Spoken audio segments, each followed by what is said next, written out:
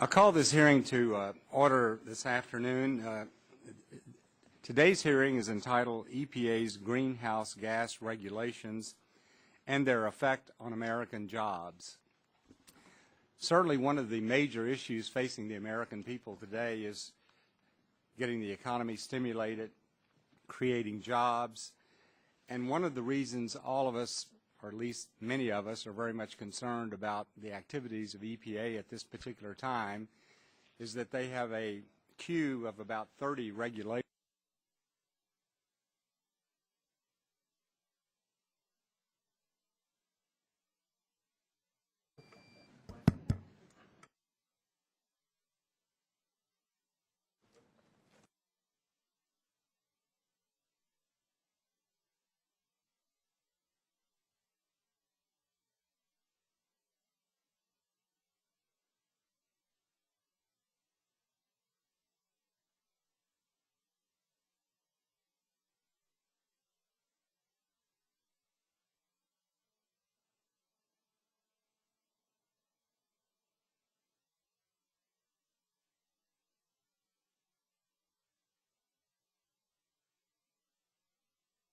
Great emphasis on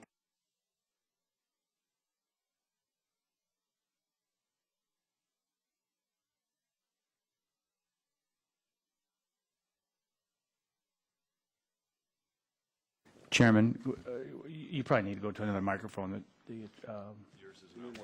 He's kind of picking it up on the tape.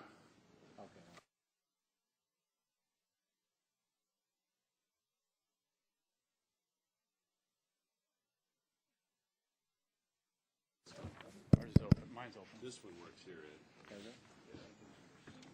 Could you hear me? No, you couldn't.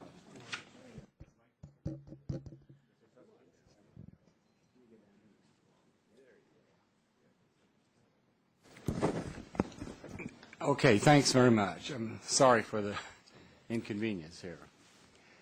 For those who heard me, I'm sorry you're going to have to listen to me again for a few minutes. Today's hearing is entitled EPA's Greenhouse Gas Regulations and Their Effect on American Jobs. The American people are primarily interested in stimulating their economy today and creating jobs. One of the concerns that many of us on this side of the aisle have, as well as others on the other side of the aisle, is that the long list of regulations being considered at EPA today, we have a very real concern that they're going to have a significant impact on our ability to create jobs. I might also say that the energy debate in America today has been summed up in about 6 words, and this is where we are. Fossil fuels are bad, green energy is good. And I think most of us recognize that it's a lot more complicated than that, and I recognize that in order to meet our increased demands just on the electricity side, we're going to have electricity produced from all sources. But the Obama administration has placed so much emphasis on green energy. Billions of dollars from the stimulus fund has gone for that. All sorts of tax incentives have gone for that. And the problem that I have with it is not that we're spending taxpayers' dollars to help develop green energy, but I think the American people are being misled on the role that green energy can play in the immediate future. For example, the Obama administration recently came out with a ruling that they wanted to reduce the 2005 greenhouse gas emissions by 83% by the year 2035. Now, when you think about that formula, that's kind of complicated. What does that really mean? Why not just say we're going to allow so many tons of emission by this date? Well, I think that it's being done because they don't want the American people to recognize really what they're saying. If you look at the numbers of reducing the 2005 emissions by 83%, what you're talking about, you're taking America back to 1920, in the 1920s. That's the last time we had emissions that low. And I will tell you what, in the 1920s, only 2% of rural homes in America had electricity. Around 50% of American homes in the rest of the country had electricity. We didn't have any cell phones. We didn't have any flat screen TVs. We didn't have any Blackberries. We didn't have iPods or iPads. So to think that we're going to reduce by 2035 87% of 2005 emissions, in my view, is a pipe dream. Now, having said that, I know this administration is making the argument that green energy is going to carry our country, and that's where the jobs are going to be created. But in my view, and from the analysis that I've looked at, and from all the hearings I've sat through the years, I don't think anyone realistically believes that green energy can provide the electricity needs of America anytime soon. 52% of our electricity still comes from coal. 70% of electricity produced in China comes from coal. American railroads are taking more coal to the ports today for export to China than at any time in its history. In 2006, 6.7 billion tons of coal were used worldwide. 2010, it was over 10 billion tons. And they anticipate the additional coal necessary just to meet the needs of China and India in the next few years is going to increase another billion or so. So, yes, we need green energy. We need natural gas. We need nuclear energy. But we also are going to have coal to meet the expected increase in demand. So the point that I would simply try to make is, let's be realistic here. Let's not mislead the American people. Let's have an honest give and take discussion, answer questions, ask questions, and try to come out with the right policy for the American people. And that's what these hearings are designed to do. And we look forward to the testimony today. I'll introduce all of you a little bit later, right before you testify. But at this time, I would recognize the gentleman from Illinois for his opening statement. I want to thank you, Mr. Chairman, and I want to thank all the guests for attending today's hearing. Mr. Chairman, there seems to be a concerted effort by many of my colleagues on your side of the aisle to delegitimize the science that says greenhouse gases are pollutants and therefore should be regulated. Additionally, in an attempt to counteract all the various respected peer-reviewed studies that show the environmental protection industry actually creates jobs and stimulates the economy, as well as leads to a healthier and more productive constituency. Today we will hear testimony that will lead us to believe that any policy that regulates greenhouse gases will automatically lead to job loss.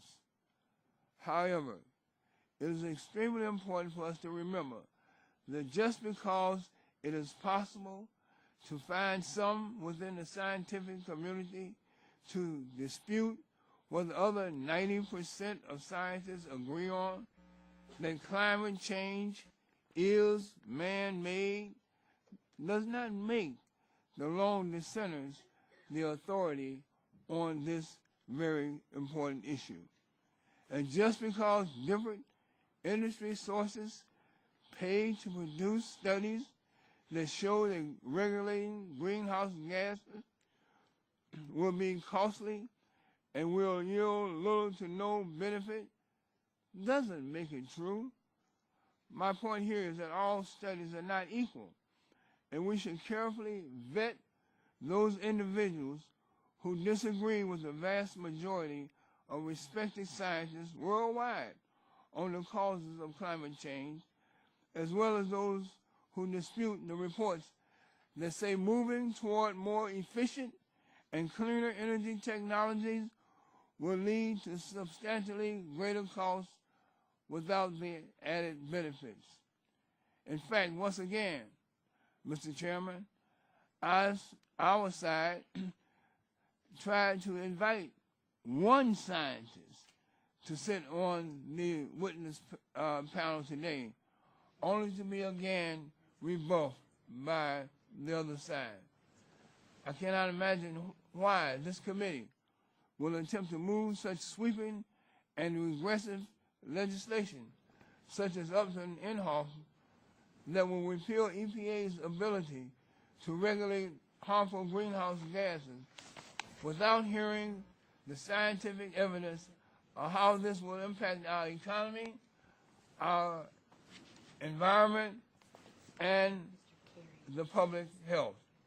I sincerely hope that we will be able to hear from scientists at a future hearing so that we will be able to make informed decisions before moving to any markup of this legislation in this area.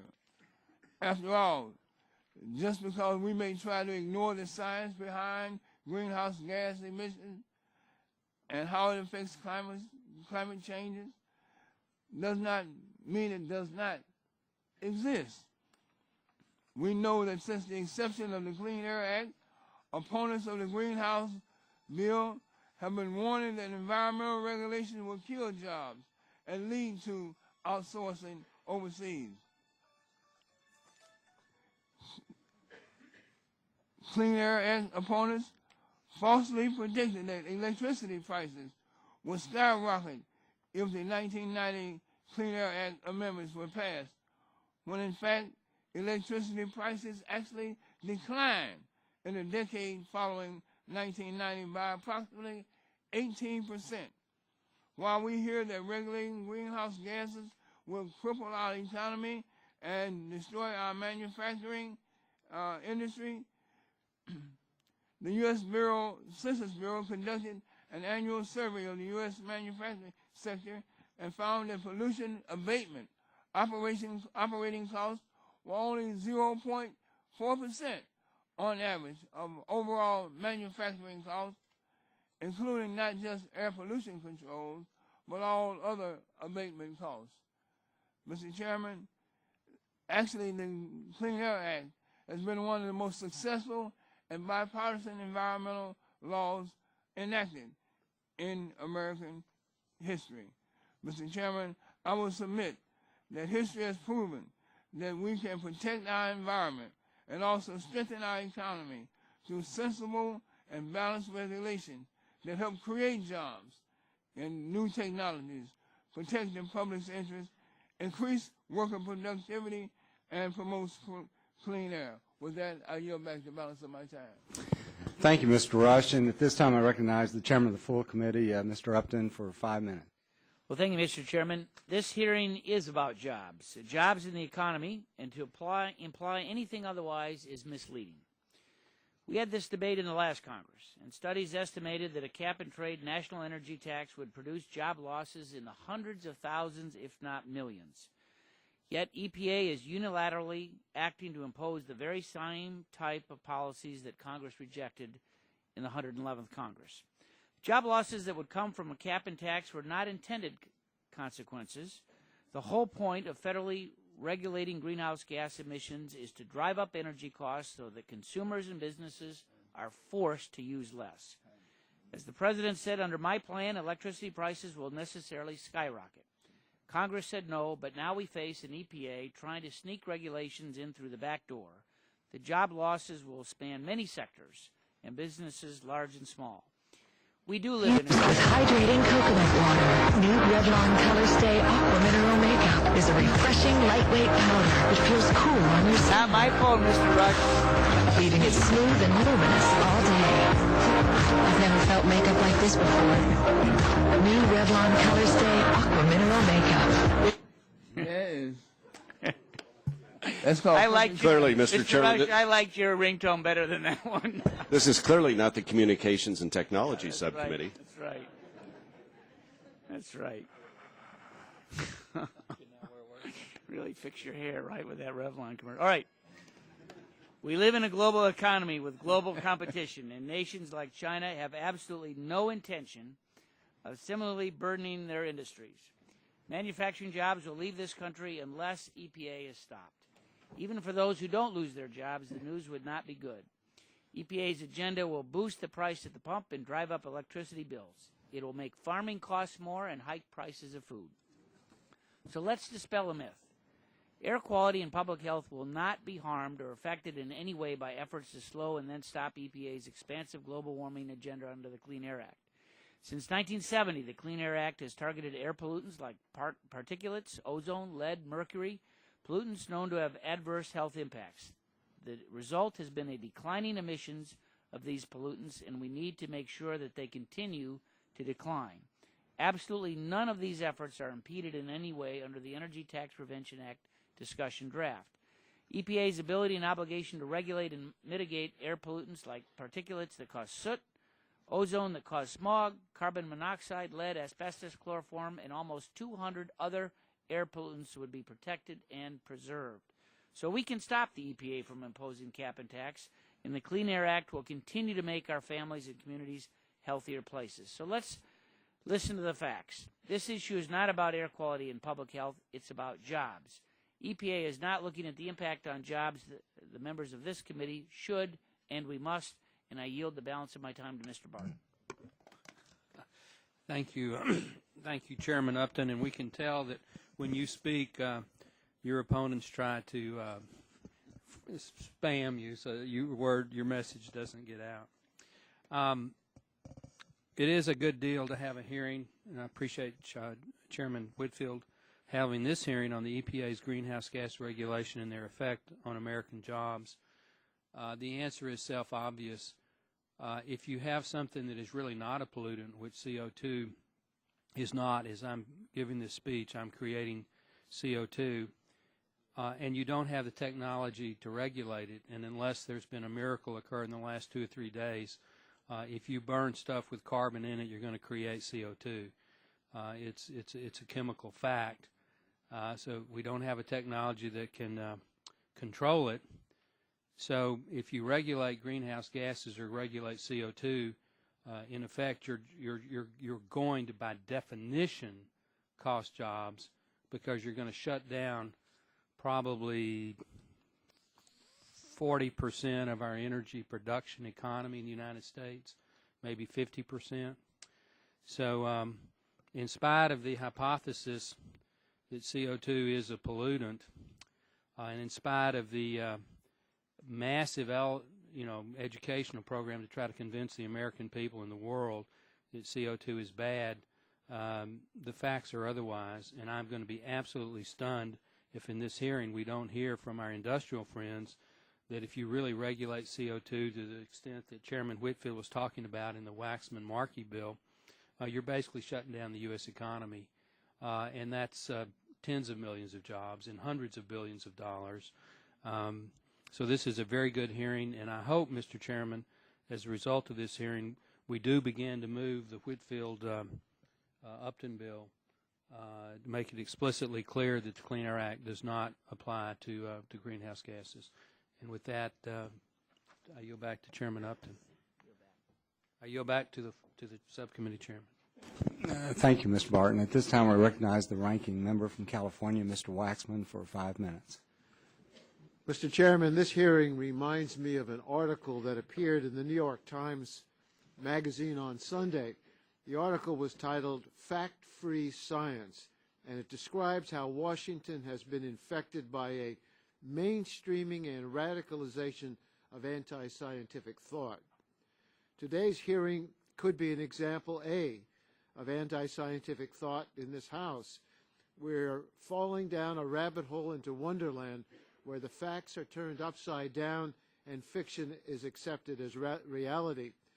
The premise of this hearing and the legislation that it's being reviewed is that climate change is a hoax, and EPA's modest efforts to reduce carbon pollution will imperil our economy. These claims remind me of William James, who once said, "There is nothing so absurd that it cannot be believed as truth if repeated often enough." These are the facts.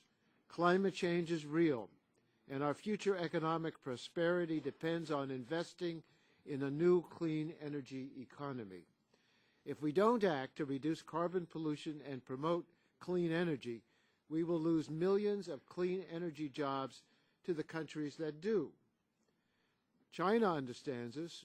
The Chinese are investing over $2 billion each week in renewable and other green technologies. And so does Europe, which is racing ahead of us in reducing carbon emissions and developing advances in solar energy and green buildings. Last Congress, CEOs from our nation's leading companies like General Electric and Duke Power told us that billions of dollars in private capital has been frozen because the United States does not have a long-term plan for reducing carbon emissions. The CEO of PG&E, one of the nation's largest utilities, warned of an incredible lost opportunity if we don't act now.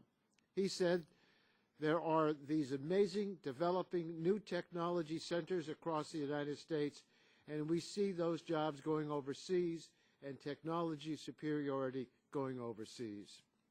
The cost of inaction is not just the loss of leadership in the global economy. We also risk irreversible and potentially catastrophic impacts. Our weather is getting more extreme and more dangerous every year. Last year was the hottest and wettest on record. Floods in Arkansas, Kentucky, Mississippi, and Tennessee killed dozens. They submerged much of Pakistan and Australia, and droughts in Russia and China are driving food prices to record levels.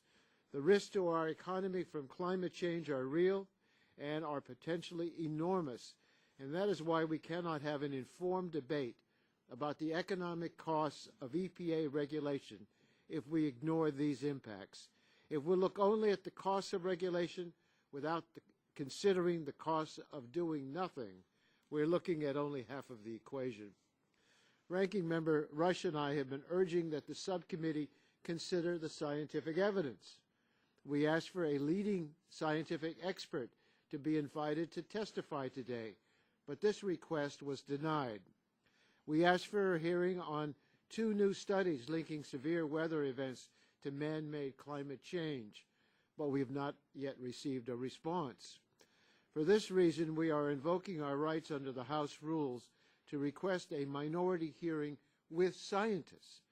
Last month, we heard testimony from Senator Inhofe that climate change is a hoax. We need to hear from real scientists before we mark up the Upton-Inhofe bill. Mr. Chairman, I ask that our letter requesting this hearing be made a part of today's hearing record. Without objection. I have one other concern about today's hearing, and that is the decision to put the EPA Assistant Administrator, Gina McCarthy, on the second panel. This is inconsistent with the practices of our committee. I raised my concern with Chairman Upton earlier today. He agreed that the general rule should be that the administration witnesses testify first on their own panel. That has been the tradition, Democratic and Republican administrations. But the committee would proceed differently. That wouldn't happen today. It's too late to change the order of today's hearing, but that the committee would proceed differently in the future hearings. I thank him, and Mr. Chairman, I thank you for this courtesy to make this statement, and look forward to working with you. Well, thank you very much, Mr. Waxman. And before I introduce the members of this panel who will be testifying today, I did want to say that, of course, Congress, we were not here last week, and when I came back yesterday, my staff did give me a copy of the February 24th letter that you and Mr. Rush wrote, in which you did request to convene a hearing to discuss the new studies that you had indicated. I might say that over the last 2 Congresses, we have had in the Congress over 24 hearings on climate change and the science relating to it, which I do have a list of here. However, I understand also that under the Rule 11 procedure, you all are entitled to a hearing with witnesses on the climate change issue that you want to bring up. It's also my understanding, after talking to the parliamentarian, that as the chairman of the subcommittee, I would have the opportunity to set the date for that hearing. And I would just, in order to approach this in a correct way and try to have regular order, I would be happy to notice a hearing. We could notice it today. For your two witnesses that you would like, maybe we'd bring in a witness or two to maybe give a different view than your witnesses might give. But and we could do it even next Tuesday. Now, I said next Tuesday simply because we've looked at the calendar out for 3-4 weeks, and it is very, very full. We're doing lots of hearings on all the subcommittees. But if you, Mr. Waxman, and Mr. Rush would be willing to have this hearing next Tuesday, you select your witnesses. We would notice it today.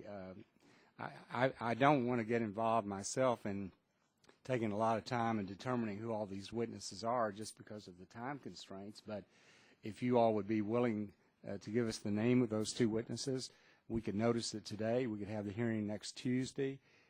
And would the chairman yield? Yes. I appreciate the chairman yielding. But before we commit to a specific date, I would encourage the subcommittee chairman to enter into a discussion with Mr. Waxman and Mr. Rush and Mr. Upton. Normally, first of all, it's very rare to invoke a Rule 11 hearing, but when it does happen, there normally is some discussion about timing so that both the minority and the majority have adequate time to prepare and also get adequate witnesses. And at least in this member's perspective, it would be very difficult to have an appropriate, proper hearing by next Tuesday, given everything that's happening this week and is scheduled to already happen next week. But I do think if you have a discussion with our distinguished minority ranking members at the subcommittee and full committee, you could very expeditiously schedule such a hearing that helps both sides. Well, Mr. Barton, I really appreciate your comments. I will say that we had a 1-hour meeting with staff looking out at the calendar on this issue. And, of course, I'm not speaking for Mr. Rush and Mr. Waxman. They may find next Tuesday inconvenient. But my understanding from reading the letter and from discussions that I've had with our staff, we were talking about maybe 2 witnesses on your all side, and I think we've identified 1 or 2. I think it could be done rather quickly. However, obviously, I'm simply making the offer. And yes, sir.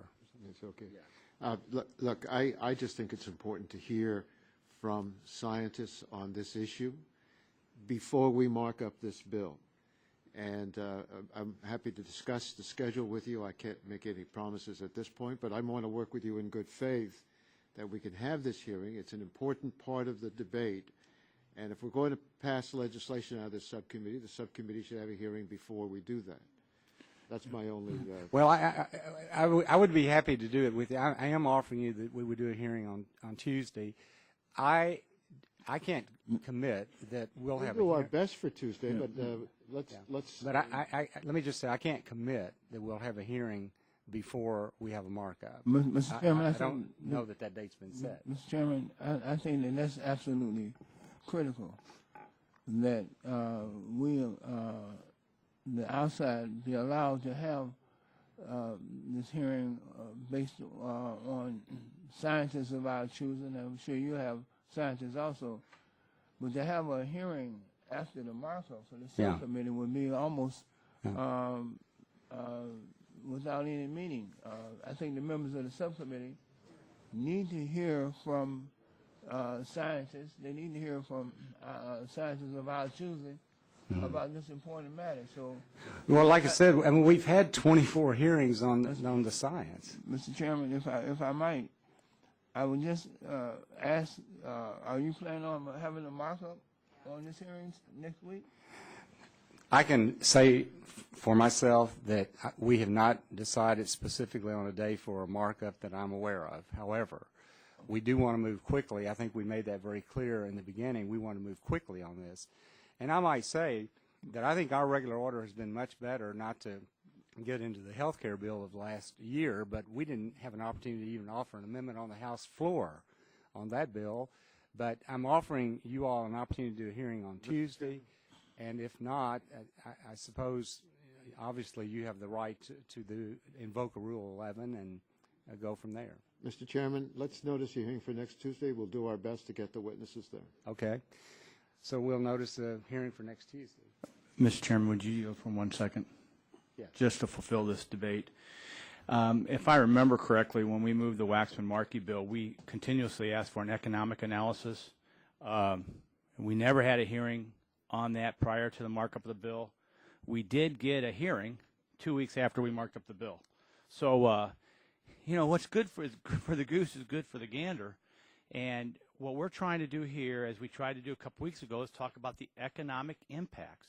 So let's understand the history behind this. And we didn't get a chance to deal with the economic aspects. Not a single hearing. The bill was marked up. Then 2 weeks later, we had a hearing on the economic impact. Gentlemen, yield to me. I will. We did have, before there was a markup, an EPA analysis. I think that the members wanted further analysis of it, but we did have that before the markup. But is it? You are reclaiming my time. We don't consider the EPA the expert on economic impact, especially when in our hearing of 2 weeks ago, they readily admitted that they don't consider economic impacts in their decisions. I would be happy to. We could go back and forth. You did this, we did that. We've asked for a hearing. The chairman has suggested that we take next Tuesday. We're trying to accommodate that request. And I think it's helpful for all of us to get all the information we need. And I would think it's, since it is an important scientific controversy with members. Just reclaiming my time, and I agree with you. I'm just setting the record straight, and I yield back. Would the ranking member yield for a question if it's his time? I don't have time. It was the gentleman from Illinois. Would the chairman yield? I'll recognize the gentleman. I'd like to ask my distinguished friend from California, are there some new studies that have come out in the last week, month, even 6 months that you believe are different than all the other studies that we've seen in the last, say, 12 months? Is there some new I see information? 6 members attending this hearing today who are not on the committee in previous Congresses. I think it would be well for them to be informed. So I the think it's answer well is worth no. getting testimony. I think it's an essential part of doing legislation. But the answer is no, there's no new information. Mr. Watson? There are new studies linking carbon emissions to severe weather, and I think that's an important part of what we've been looking at around the world. I think, Just for a moment. I think that Okay. Chairman Whitfield is a saint. Wait, before, Ms. Waxman, if you're not getting ready to leave, are you? No. Okay, good. If I have the time, I'm going to yield to my friend from Chicago briefly before Chairman Whitfield reclaims the gavel and moves the hearing forward. I thank the gentleman for yielding. I think that it's absolutely essential for us to have this hearing with these scientists because the matter before us is very important. And I think that it really will inform members. There may be some amendments to this bill that we will be discussing that will be ignited and that will be initiated because of testimony.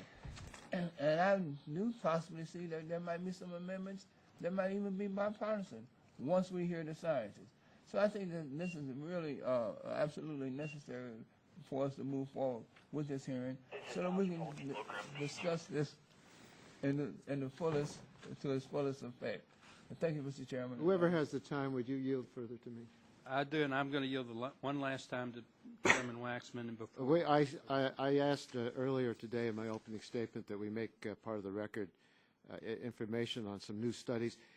We pointed out in our letter to the chairman that there are 2 new studies linking severe weather events to man-made climate change. And I think it's important for us to hear about it, even if you don't believe it's true. I am happy to look at these new information. Being a registered professional engineer, I am always interested in the truth and will be more than happy to. During the 111th Congress, there was only one scientist who testified that science didn't justify action, and that was Patrick Michaels. And as the chairman knows, we are currently examining whether he was fully forthcoming with the committee. I don't think the only scientist supposed witness on science should be Senator Inhofe. It's something as important as that. Thank you. Yeah, I agree. let me We're just willing to take yes for an answer, Mr. good. Now, we have votes on the floor. We just have 2 votes, and then we're going to come back immediately because we want to hear your testimony. But before we break, I just want to make sure that I understand here what we've committed to. This is a regular hearing, not a invoking Rule 11 hearing. Notice today, hearing scheduled for Tuesday. You select your 2 witnesses regarding the studies, and we'll get a witness or 2.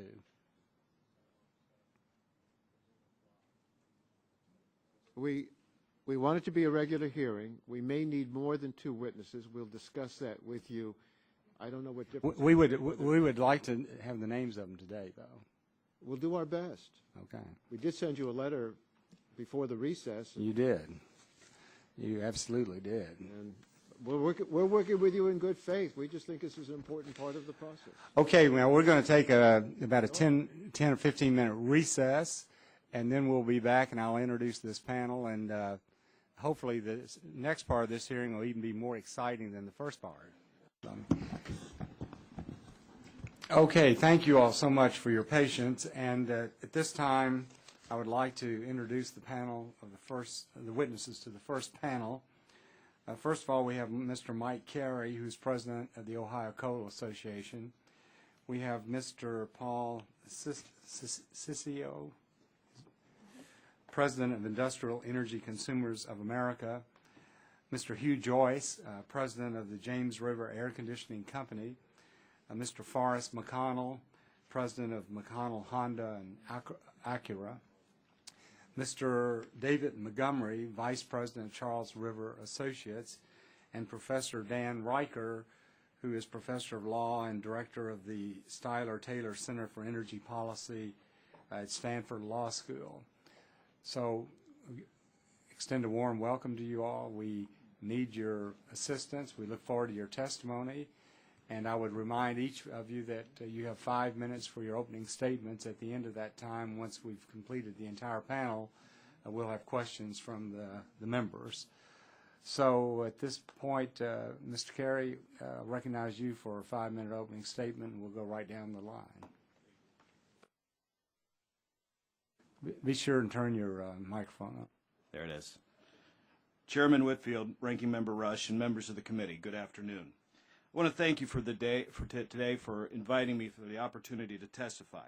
My name is Mike Carey. I'm president of the Ohio Coal Association. We are a trade organization that employs roughly 3,000 Americans in our Ohio coal mines. And according to many independent studies, that number goes up to roughly 30,000 secondary jobs in the coal fields. It is difficult for me to confine my remarks today on only the greenhouse gas regulations, because our industry nationwide is facing an unprecedented onslaught of new rules that will eliminate coal and the direct and indirect jobs associated with it.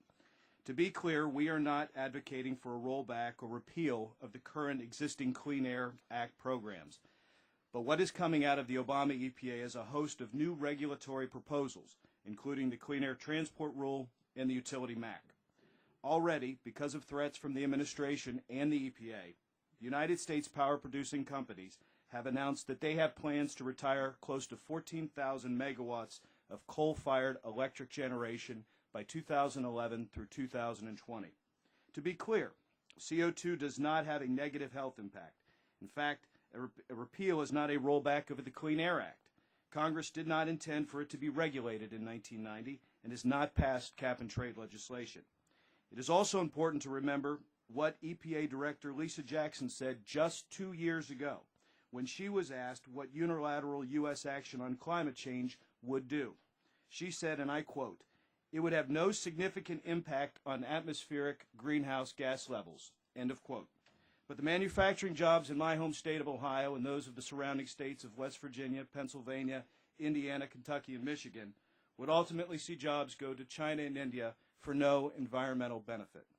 In 2008, President Obama said, and I quote again, "If someone wants to build a new coal-fired power plant, they can, but it will bankrupt them because they will be charged a huge sum for all the greenhouse gas that they are being emitting." The President could have been clearer with his intentions, and his administration is following forward on their war on the American coal industry. This legislation that we are discussing today recognizes the logical starting point and that is that Congress never intended greenhouse gases to be regulated under the Clean Air Act. It is my hope that this committee will take action on all legislation that will interpret this flood of regulations that are an overt attack on our industry. Not only just our industry, but the low-cost power-producing facilities that consume our product and ultimately the American manufacturing base. We are already seeing some of the effects of the Obama EPA's plan to regulate greenhouse gases. Domestic energy resource companies that had plans to grow job-creating economic development projects simply have mothballed them. And in many ways, companies cannot get access to the critical capital from the lenders because of the uncertainty. As this committee contemplates the regulating the specifics of greenhouse gas over a certain period of time, like a 2-year time period, should not be a viable solution. I think those of us who have worked with bureaucracies to try to obtain permits over the years, or even a direct answer, know that a 2-year delay of greenhouse gas regulations is nothing more than a political ploy, and no one in this industry is fooled by that tactic. Why are these EPA regulations such a problem? First, through the courts, EPA has been given an unchecked, arbitrary authority over jobs through the Clean Air Act permitting. These actions are unaccountable to anybody, including Congress. The mere existence of the flawed illegal tailoring rule concept shows that the EPA is redefining on their own, outside of congressional authority, who they believe should get special consideration, much like the political waivers under the health care law. Under present circumstances, the EPA can purposely err in granting a permit, thereby allowing activists to object and sue in court. Already, we are seeing groups such as the Center for Biological Diversity challenging dozens of projects across this country on the grounds of climate under NEPA. What is ultimately needed is an independent review. I believe that we need legislation that mandates that the House and the Senate review and approve all significant rules or regulations that are promulgated by the executive branch. We have this in the state of Ohio, and we have had it for many years. The question really comes down to whether Congress wants the EPA to unilaterally decide where economic development will occur, in which industry, and how much Americans will pay for their energy. Mr. Chairman, I thank you for the opportunity to testify today, and I stand ready to answer any of your questions. Thank you. Thank you, Mr. Carey. Mr. Ciccio, you're recognized for 5 minutes. Thank you, Mr. Chairman. Ranking Member Rush, privilege to be here. IECA, the Industrial Energy Consumers of America, is an organization of manufacturing companies. We have no oil companies, no coal companies, no natural gas companies, and no electric utilities. We are manufacturers that produce widgets. While the manufacturing sector is rebounding, we continue, unfortunately, to lose competitiveness. The Commerce Department reported on February 11th that the 2010 trade deficit rose to $498 billion, a 32.8% increase, the largest in a decade. China represented nearly 55% of the deficit. Our country and we in manufacturing are locked in global competition with other countries and their manufacturing sectors, and we are losing. We must, once again, become a country that embraces manufacturing with policies that foster capital investment, innovation, low relative energy costs, and regulations that are cost-effective and provide certainty. The EPA greenhouse gas regulation is an example of regulation that creates uncertainty and discourages investment. And when added to the many other new regulations, it is understandable why corporate America is sitting on $2 trillion of cash. The irony is that the manufacturing sector places a high priority on energy efficiency. We are the most we spend more time and money on energy efficiency than any other sector of the economy, yet we disapprove of the EPA greenhouse gas regulations that set a maximum achievable control technology on energy efficiency, especially when there are positive and cost-effective ways of achieving significant energy efficiency through greater use of industrial combined heat and power, or waste heat recovery, or energy efficiency in buildings, and buildings consume 40% of all the energy in the country. A better way that we have proposed is what we call the Sustainable Manufacturing Growth Initiative. It's policies that will revitalize the manufacturing sector over 10 years by improving industrial energy efficiency, and it also improves efficiency in buildings. And that modeling of what we are proposing would reduce 10% of all U.S. greenhouse gas emissions in 10 years, create 3.2 million man-year jobs, and unlock capital fixed investment of $407 billion that would be invested in the United States rather than in some other country. This is an initiative that every manufacturer in the country would support. In contrast, I do not know at this time a single manufacturer that produces products in the United States that supports the EPA greenhouse gas regulation. And the reason why is that under EPA regulations, EPA takes decision-making out of the hands of manufacturing. They mandate when capital must be spent on energy efficiency technology projects. It mandates what energy efficiency projects will be completed, even if it is inconsistent with the scope or timing of other manufacturing production plans or business strategies or priorities. It mandates what technology will be used, even if that technology is not cost-effective or desirable for the type or quality of the products that that facility produces. It mandates what manufacturing practices will be used to operate the facility, taking decision-making out of the hands of manufacturing plant operations people and putting it in the hands of the EPA. Mr. Chairman, the U.S. manufacturing sector has lost 5.4 million manufacturing jobs in 10 years, 31%. And unless we work together, this Congress and with this administration, we're not going to get those jobs back. And we look forward to working with you to make that happen. Thank you. Thank you very much. Mr. Joyce, you're recognized for 5 minutes. Good afternoon, Chairman Whitfield and Ranking Member Rush, and members of the subcommittee. Thank you for giving me the opportunity to speak today. I'm the owner of James River Air Conditioning, located in Richmond, Virginia. We perform HVAC, plumbing, electrical, solar, and geothermal work on residential and commercial construction and retrofit projects. We currently have 150 full-time employees. My father started the company in 1967, and I joined in 1977 while I was still in high school and worked my way up to president and owner. I have always made it a priority to conduct business with environmental consequences of my decisions and actions kept in mind. I'm a member of the U.S. Green Building Council and manage LEED certified greenhousing projects. In fact, we designed, supervised, and constructed the first LEED Platinum house certified in Richmond.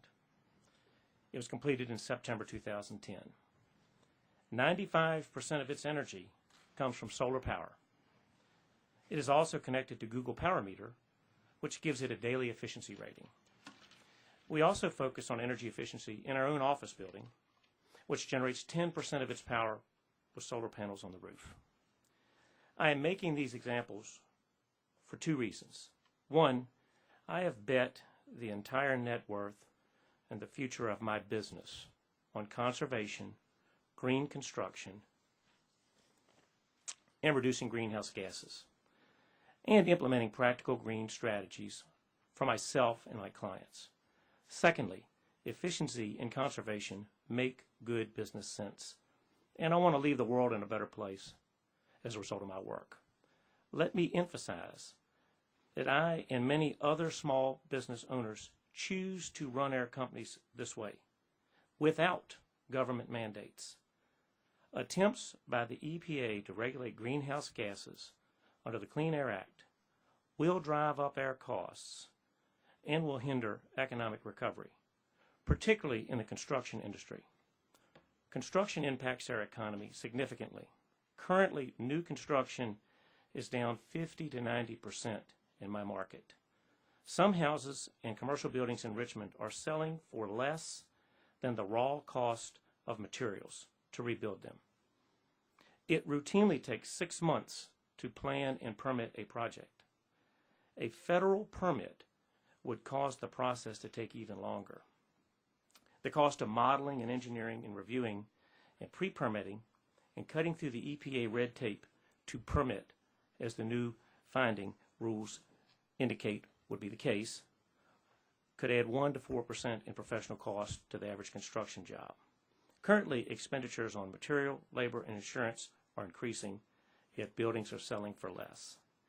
Any new permitting mandates that increase cost, like the EPA's regulatory plan, would further limit new construction jobs. Simply put, more confusion, greater uncertainty means less work and fewer construction jobs. Due to the already heavily regulated nature of the construction industry, I have one full-time employee dedicated to monitoring and ensuring compliance with regulations. Additional employees contribute to regulatory compliance as well. Regulations such as the EPA greenhouse gas rules would be extremely burdensome for business and clients. According to the SBA, small businesses spend 36% more per employee on regulations than their larger counterparts, and 360% more on environmental regulation. Environmental regulations alone cost my business approximately $150,000 a year. Combining that with other regulations, the total regulatory cost for my business is nearly $250,000 a year. As a small business owner, my hope is that instead of punitive government policies, we can incentivize environmentally friendly behavior. The EPA's own Energy Star program is one such example. When it comes to reducing greenhouse gases and pollution and moving this country forward, I believe we can get more with sugar than we can with vinegar.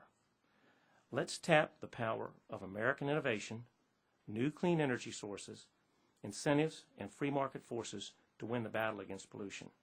Please help us avoid regulations that will increase costs and create barriers to new jobs, and will have little or no effect on reducing overall global pollution.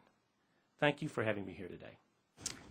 Thank you, Mr. Joyce. Mr. McConnell, you're recognized for 5 minutes. Mr. Chairman, Ranking Member Rush, my name is Forrest McConnell. I'm president of McConnell Honda and Acura of Montgomery, Alabama. I'm testifying on behalf of the National Automobile Dealers Association. Today, there are 3 different fuel economy programs administered by 3 different agencies under 3 different standards pursuant to 3 different laws.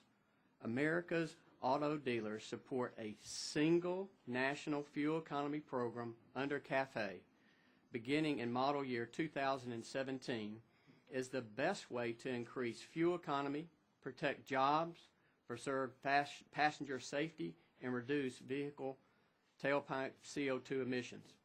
Congress did not intend fuel economy to be regulated by NHTSA, EPA, and California together when it passed the bipartisan 10-in-10 Fuel Economy Act in 2007.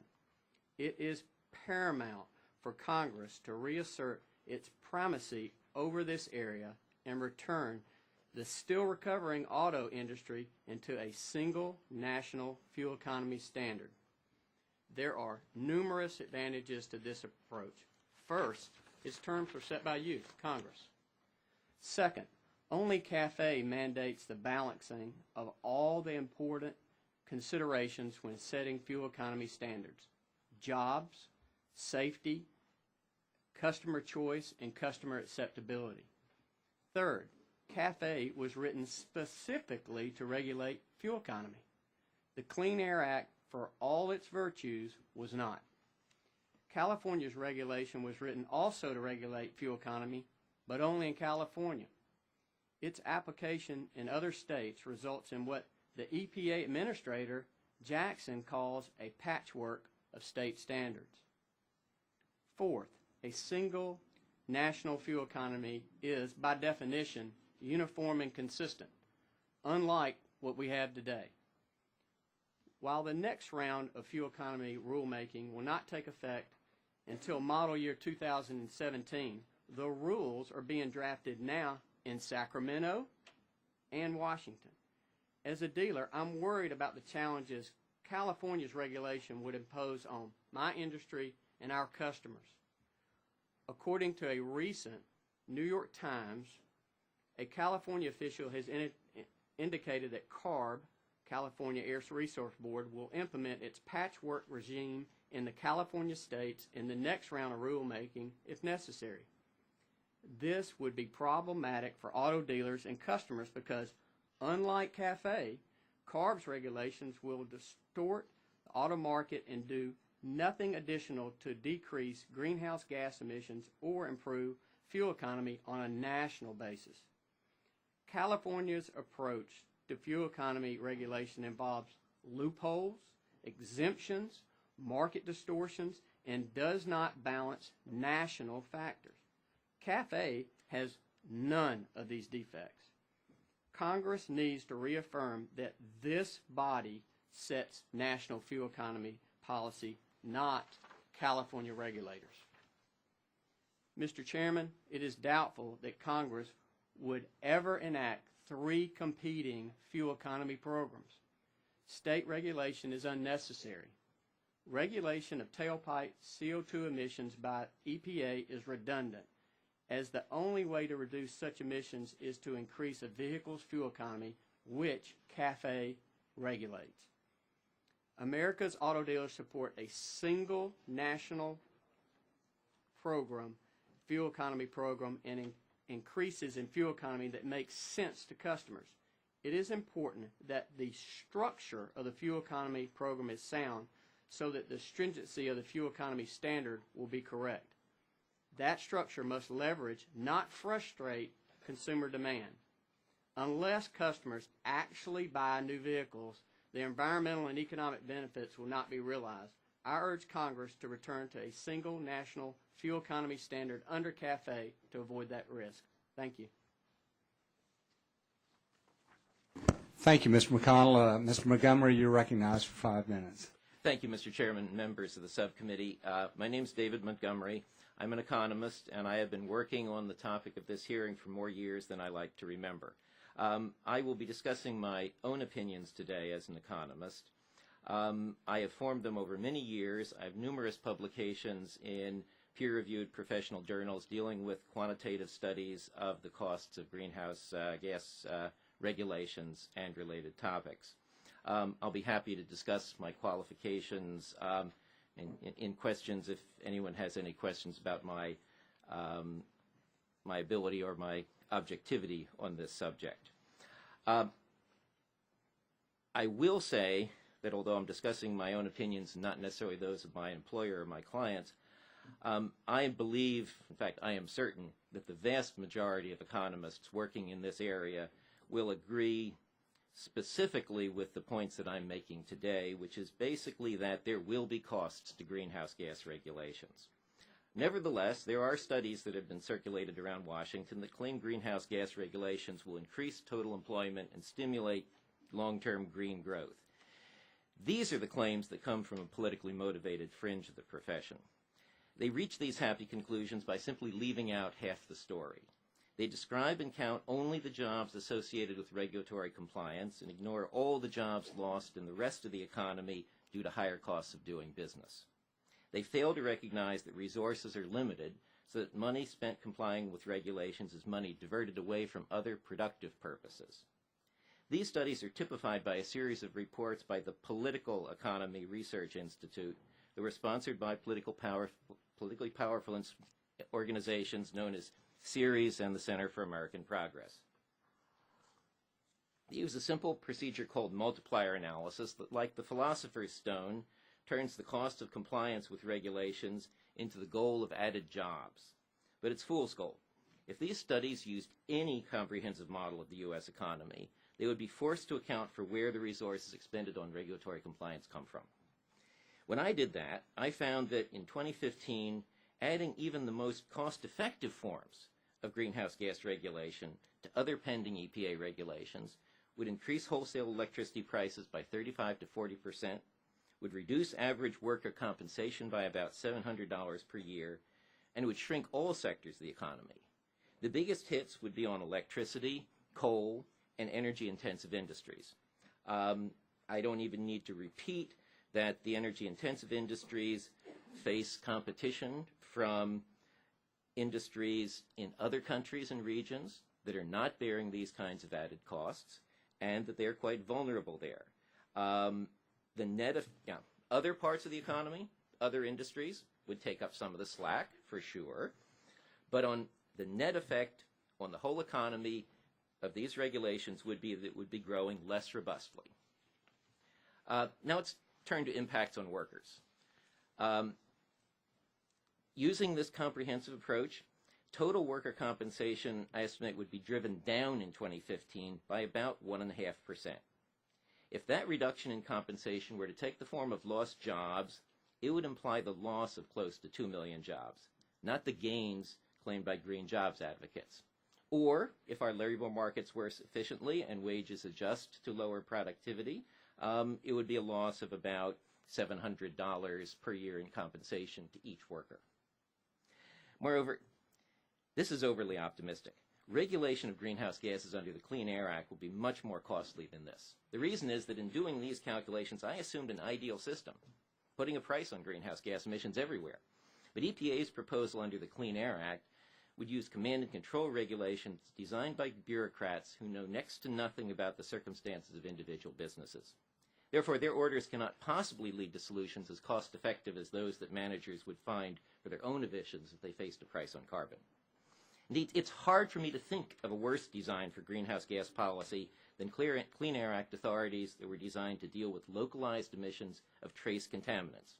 Not only are these an excessively costly way to bring about wholesale changes in our energy system, they'll fall far short of what would have to be done to stabilize global temperatures. Pretending that EPA regulations are cost-free is only intended to distract you from designing a policy response that avoids unnecessary costs. There are many other technical deficiencies in studies of green jobs that I've described in my written testimony, but I'll end with just really two simple points.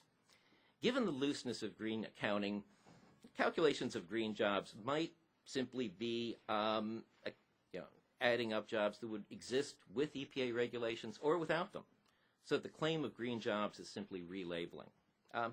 That clearly cannot create real economic benefits, though it doesn't do any harm. And that's the best case. If a new job slot is created for the sole purpose of being green, then these people represent a higher cost for their employer while adding nothing to their output or revenues. If green jobs are mandated to produce goods needed only because of regulation, like replacements for prematurely retired power plants, they actually subtract from the present and future economic well-being of the nation. Regulation might be justified if it produces environmental gain that's worth these costs, but that should not obscure the fact that prematurely retiring power plants is a cost, not a benefit.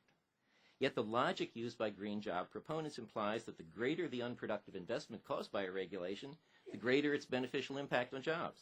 If that logic was really valid, rather than seeking out cost-effective regulation, we should seek out the highest cost way to achieve environmental goals.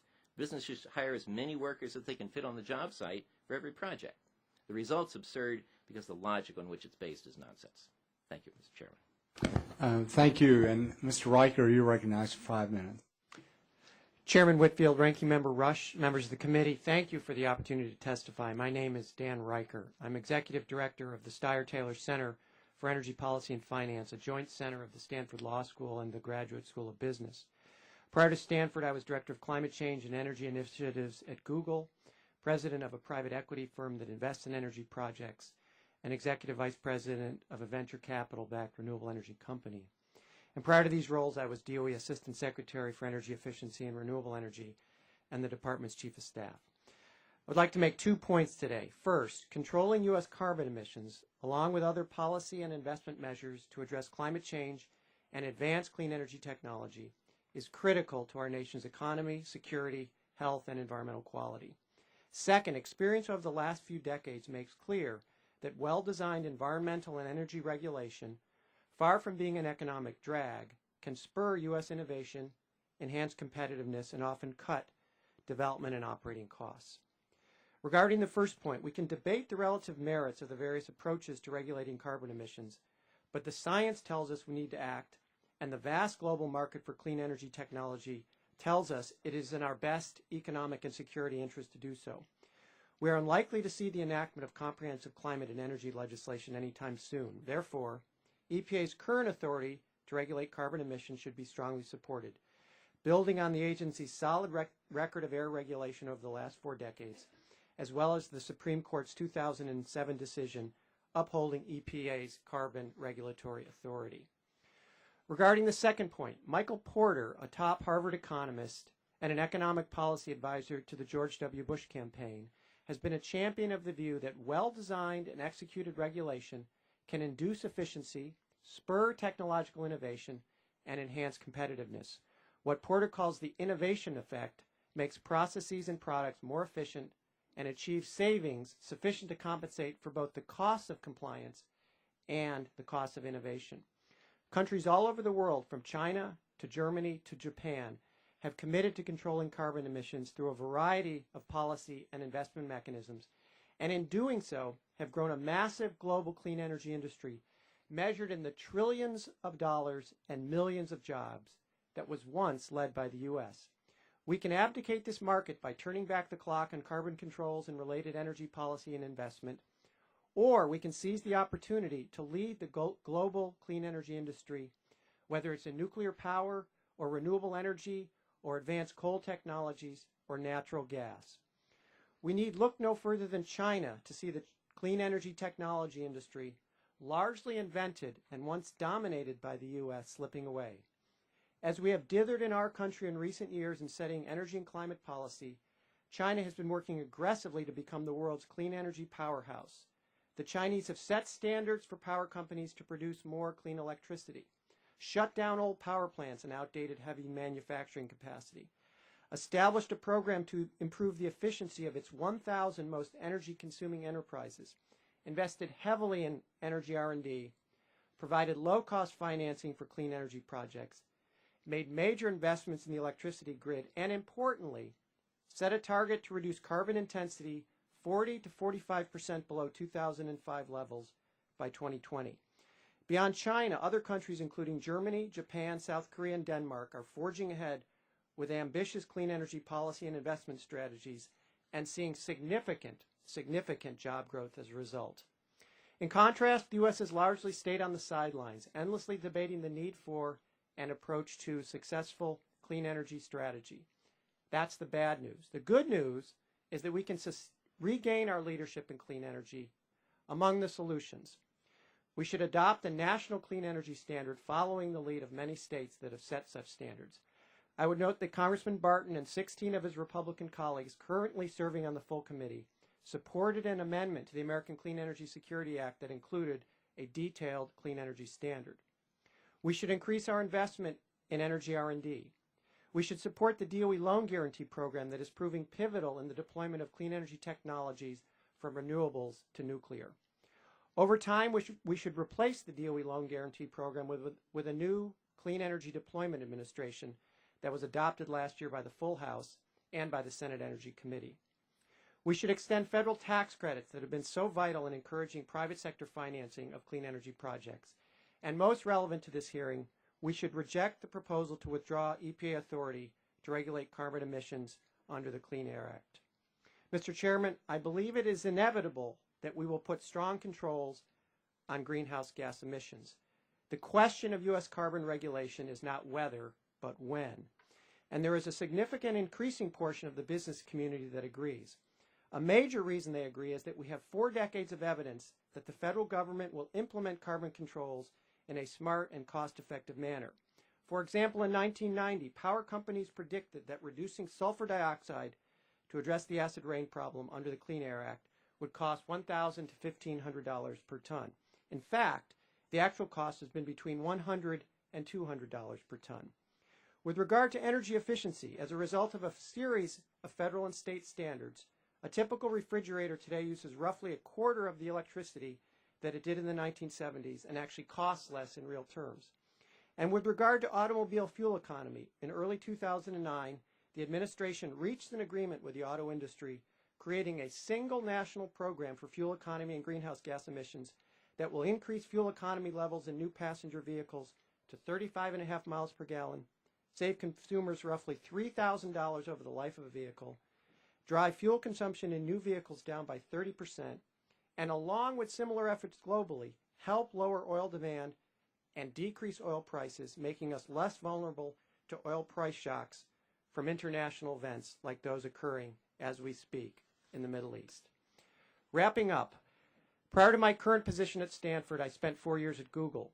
Coming from the energy sector, I was struck by how innovation, investment, and policy, with great leadership from the U.S. federal government, came together so effectively to build an entirely new game-changing and job-creating industry, the Internet, led by our nation. We must take a similar coordinated approach between the private sector and the U.S. government in order to seize the extraordinary opportunities in the next great industry, clean energy technology. If we don't get our act together between our government and the private sector, other countries that are taking the long view will be the winners of this marathon. A prize worth trillions of dollars and millions of jobs hangs in the balance. Thank you for the opportunity to testify. Thank you, Mr. Riker, and thank all of you for your testimony. You know, this testimony is so scintillating, really, because the perspectives on this issue are really diametrically opposed, which is what makes this so interesting. We're not going to get into science, and I'm going to read this one sentence, not for its truthfulness per se, but just as a view. Now, this was stated by Václav Klaus, President of the European Union, about this book, which is written by Ian Plimer, who has won Australia's highest scientific honor twice. And he says, this is a very powerful, clear, understandable, and extremely useful book. Plimer convincingly criticizes the United Nations, the International Panel for Climate Change, UK, US, and European Union politicians, as well as Hollywood show business celebrities. He strictly distinguishes science from environmental activism, politics, and opportunism. Now, like I said, I'm not talking about the truthfulness of that, but here's the issue. When you have that kind of different views on this very important subject, and Congress on 3 separate occasions has said no to EPA regulating greenhouse gases. And when Lisa Jackson appeared before this committee a couple of weeks ago, she was asked by Mr. Green of Texas, can we really address climate change without strong mandatory reductions by other major emitters in other countries? And Ms. Jackson said, we will not ultimately be able to change the amount of CO2 that is accumulating in the atmosphere alone. So, listening to you gentlemen, many of you, talk about the additional cost that would be imposed upon American businesses, and the fact that even Ms. Jackson herself has said there would not be any dramatic improvement in CO2 reductions. How do you draw this line? Mr. Carey, you said in your testimony that EPA has indicated that they would be closing down 14,000 megawatts of coal plants by 2011, 2012. Now, all of you are businessmen, but how, if you lose that kind of electricity, how do you make it up at a cost that does not increase the cost of American businesses? Can you answer that for me, Mr. Carey? Mr. Chairman, I should be clear that the studies that I'm citing, there are several studies, and they all vary from about 75 gigawatts that would be lost under these proposals all the way down to 60 gigawatts. So that gigawatts, okay. Yeah, which also is 1,000 megawatts. So yeah, that's where we get the number from. But clearly, for our industry, when you are shutting down coal-based power-producing facilities, much like with the Clean Air Act, the rush was to put on clean coal technology, which at that time is scrubbers. What we're looking at now is the baseline of CO2 and the concept of carbon sequestration. So the ability for many of these power-producing facilities to actually meet the standard under a carbon sequestration standard and also ultimately be able to get the carbon dioxide to the facility, the technology, A, is not out, and ultimately what could happen and who is responsible for the carbon dioxide that goes into the ground. Yeah. So those numbers would reflect a tremendous drop in coal production. Yeah. And when you drop the amount of coals, as I stated before, Penn State said for every one coal job, up to 10 supporting jobs, the secondary jobs are due to that one coal job. You're looking at taking a number from anywhere of shutting down 77%. Except for Mr. Riker, it seems like most of you agree that businesses would experience higher costs and there would be some job loss. Am I correct in that? Okay. Everybody says that. And Mr. Riker feels like the green energy would create additional jobs. Mr. Montgomery, that there are costs, but there are also benefits, and all yeah. And how do you determine what that line is? That's the real question. That's where reasonable people will differ, and that's the essence of this debate.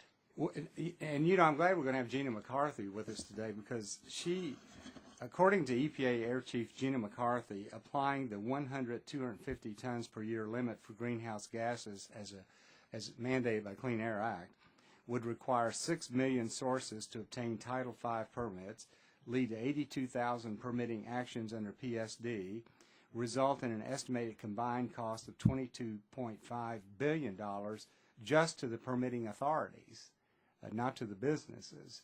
So, and of course, I know they're depending on the tailoring rule, but a lot of people believe that tailoring rule will be ruled illegal. Well, I got off my message here, and I'm out of time. So, Mr. Rush, I'll recognize you for 5 minutes. Thank you, Mr. Chairman.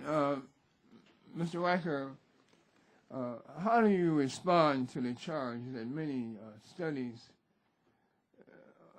show that EPA's regulation of greenhouse gases will actually create jobs and stimulate growth in the economy are incomplete and give a distorted picture?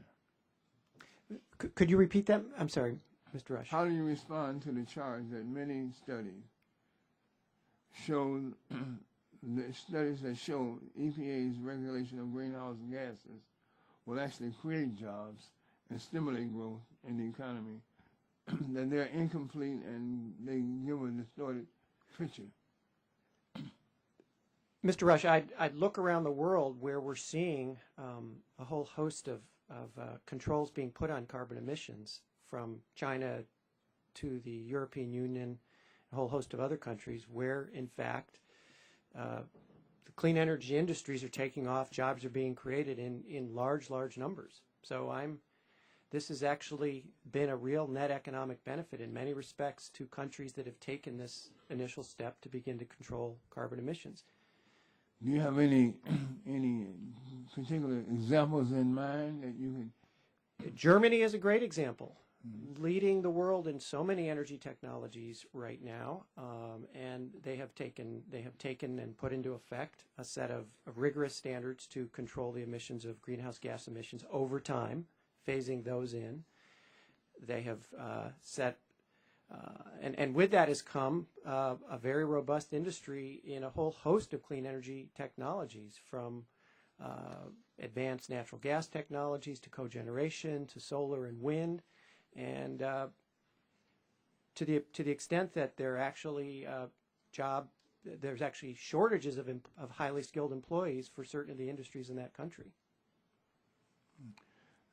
Dr. Montgomery, you had some interesting remarks in your testimony. And you mentioned the peer report is an example of how some studies are incomplete and distorted in regards to the effects of the regulation on job creation. In fact, the Journal of Environmental Economics and Management looked at 4 of the most heavily regulated industries, which are pulp and paper, refining, iron and steel, and plastic, and estimated a net increase in employment of 1.5 jobs per $1 million in environmental spending over alternative expenditures. The same publication also found a net employment gain from environmental spending, noting that, and I quote, environmental protection has grown rapidly to become a major sales-generating, job-creating industry, $300 billion per year, and 5 million direct and indirect jobs in the year 2003, end of quote. Do you dispute those numbers? And if so, on what basis do you dispute them? Actually, they make my point perfectly, that the environmental regulations increase the number of workers that have to be employed in an industry. They have to file forms. They have to operate pollution controls, and that adds to cost. Workers are a cost. It does not mention what happened to the output of those industries compared to what it would have been had they not been facing these costs. Yes, they have more workers per dollar of output, and they have less and they have less output because of the effects of higher prices, shifting demand away from those industries and into other substitutes, and shifting demand to other countries. Your second point, which I believe was that there are many jobs that are created in, well, you cited a number of jobs that are created in industries producing pollution control equipment. Absolutely, that's my point. And those workers are not available for producing other goods that actually go directly into the consumption and satisfaction of individuals. Those workers are not available for health care. Those workers are not available for producing automobiles. We are diverting resources away from other activities in the economy, and the study that you cited did not mention that in any way. Likewise, so you would say then that if those same workers were not employed in the energy efficiency areas, then those workers would be at work selling cars and manufacturing cars and other industries. Is that what you're saying? well, yes, that's clearly true in the long run. Absolutely. Our employment in this economy is determined by the available labor force. And aside from occasional recessions, we have done an extraordinarily good job under Democratic and Republican presidents of maintaining full employment. But it's a matter of macroeconomic policy, and you don't improve on that policy by imposing higher costs through environmental regulation. It's simply a different category of policy decisions. But for example, the Perry report, which claims to be talking about all of the total jobs that are going to be created in the economy, it said, well, yes, there are some offsetting job losses, the people who are going to be working in those coal-fired power plants that are being shut down. But it didn't mention all of the workers in the coal industry that were no longer going to be producing coal to go into the 60 or so gigawatts of coal-fired power plants. Gentlemen, yield to me. They absolutely left it out. I want to ask you a follow-up question. Do you ever see any benefit in regulation to deal with pollution? Or is it all negative? Absolutely. We have had tremendous benefits from many of the environmental regulations. We have seen air quality in Southern California. I lived in Pasadena for 8 years. How about in the jobs? Extraordinary. In the jobs area? No. Sorry, we're about a minute and a half over. Thank you, Mr. Chairman. You're back to balance on my time. Thank you for doing that.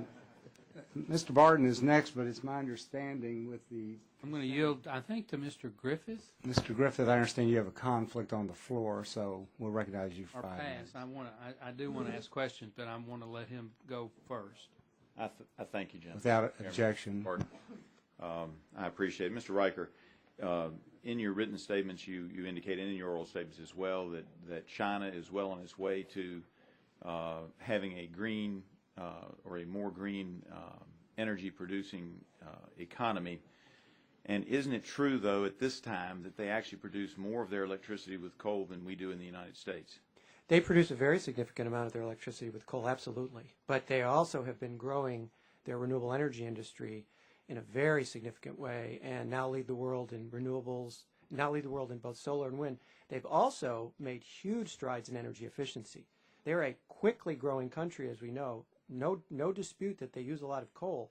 But the point is, the important point is, they have an accelerating renewable energy industry that is really creating really large numbers of jobs. Isn't it their history that they do a lot of things that we don't do? For example, I think in your written statement on page 3, you indicate that they have 27 nuclear power plants under construction. Is that accurate? They have, yes, they have a large number of nuclear power plants under construction. And you also indicated that they have a lot of hydroelectric facilities that are under construction or in plans. Is that correct? That is correct. And isn't it true that they pay a high price for those hydroelectric generated electricity at those plants? Mr. Griffith, every energy technology, all of them have their pluses and minuses, and along with hydro, you get those. Isn't it true that the Chinese have not paid attention anywhere near the level of the United States towards the environmental impact of so many of their facilities? And I'm thinking of their hydroelectric in particular, and the functional extinction of the Three River Gorge Yangtze river dolphin. Are you familiar with that? Yes, I am. And that would be accurate, is it not? There is no doubt that the development of these kinds of facilities bring with it environmental problems, and there is no doubt that the Chinese have not adequately attended to those in all cases. I've actually kayaked down those three gorges, and I know exactly what's there and what has been lost. Having said that, they have been making great strides to become leaders in renewable energy. They are making great strides to improve their energy efficiency, and there are increasing calls and I think increasing response to improve their environmental performance. But they've got a long way to go, no doubt about it. But from an economic standpoint, they are taking over this clean energy industry in a very significant way. And from an economic standpoint, do you think it's appropriate that we adopt that model? Because I kind of got the impression you were holding them up as an example. I'm holding them up as an example of a country that has put a real priority on clean energy technology research, demonstration, development, and deployment. I am not holding them up necessarily as a model for how you adequately ensure all kinds of environmental performance, but on that front, I think there are improvements, but they need to continue. And isn't it true that we have different standards also on human rights, and that as a part of their hydroelectric program, they've actually moved 22 million people from one location to another and offered such rich financial rewards as $7 a month? I don't know that at all. I'm sorry. But you are aware, having kayaked that area, that millions just for the Three Gorges Dam project had to be moved. I don't know the exact numbers. Certainly, there were large displacements of people, just as there have been all over the world, including in our own country, when dams get built. Let me not sit here today and tell you that hydropower is without its major environmental, human, and economic costs. All technologies, all energy technologies have their pluses and minuses, and there are significant ones that we know well in this country and that the Chinese are experiencing themselves with respect to hydropower. And I liked Mr. Montgomery's comments about the fact that they never take into consideration all the coal workers, and I wonder how you would address that, because it's not just the folks working at the power plants who work in coal, but it's all the folks who provide equipment for the coal mines, who make their livelihoods by supplying the miners themselves, and then of course the miners themselves.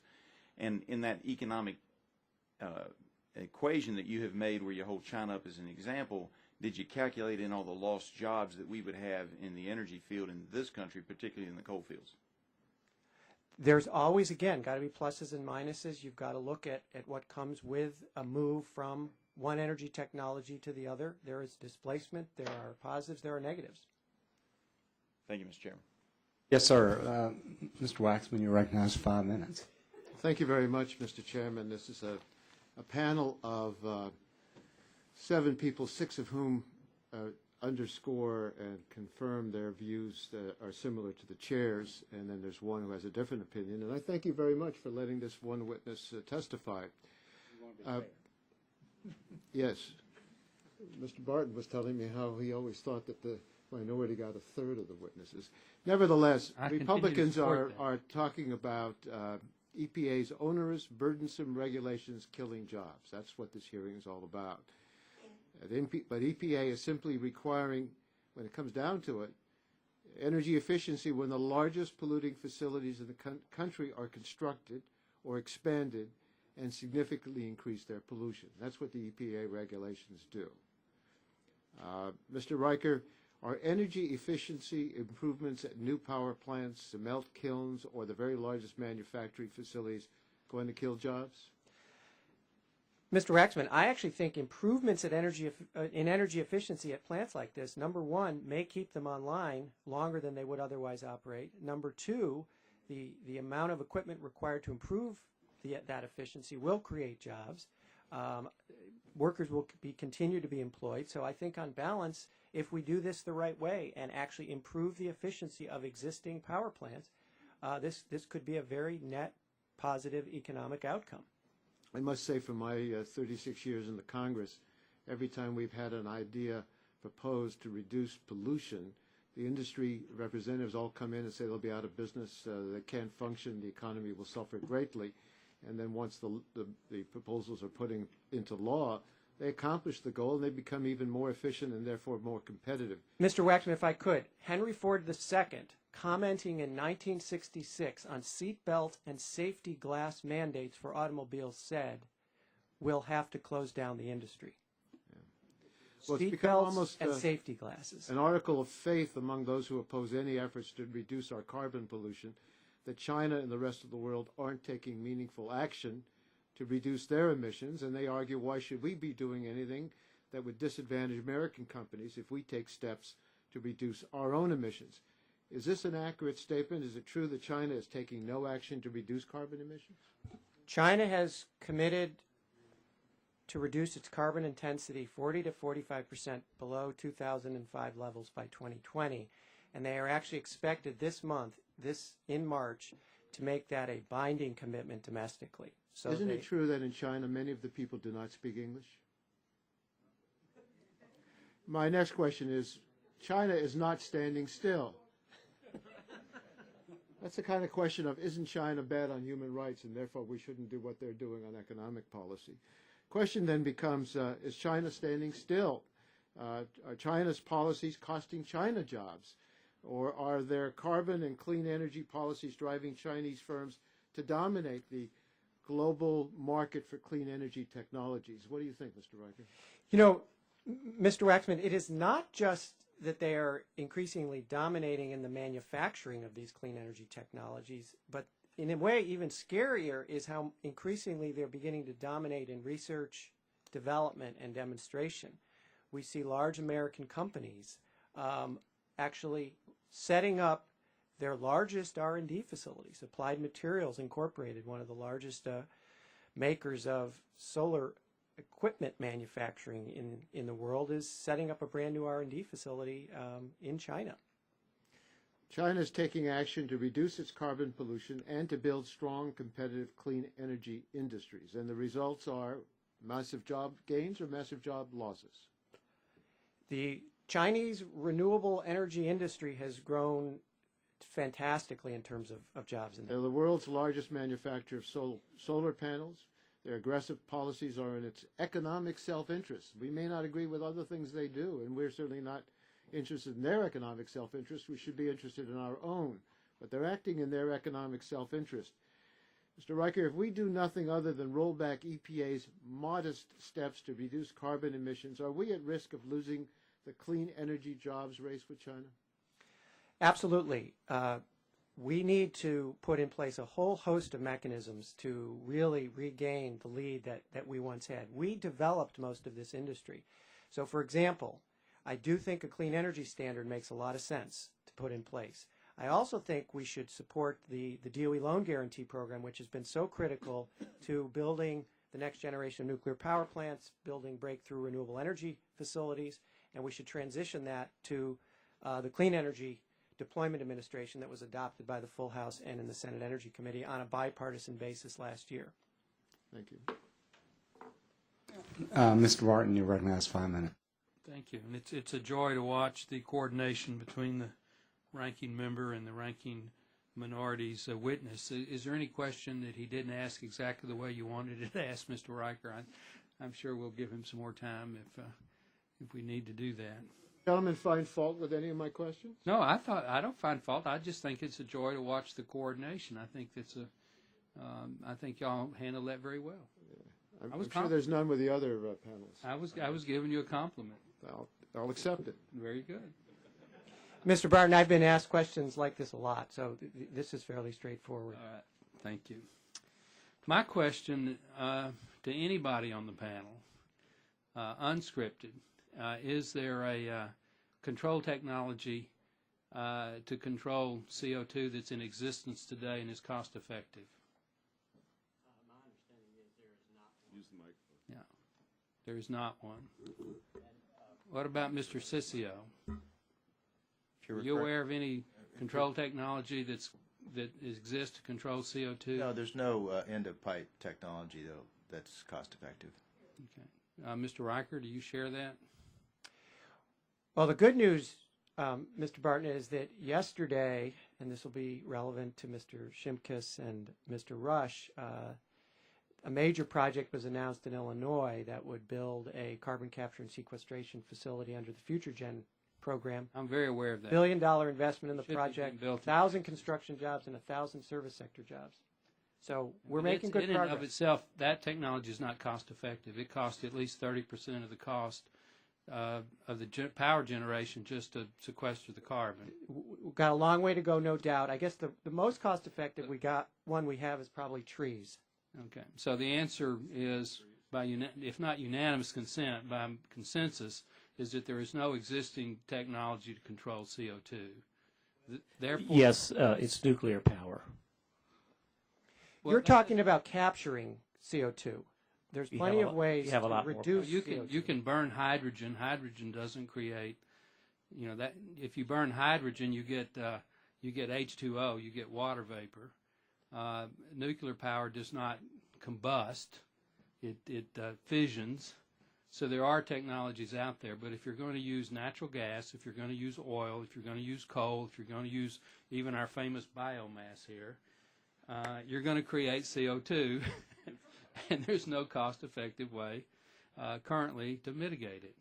One way to reduce CO2 emissions in our industry, the automobile industry, is to have one national standard, CAFE, that Congress put into place that takes in consideration cost.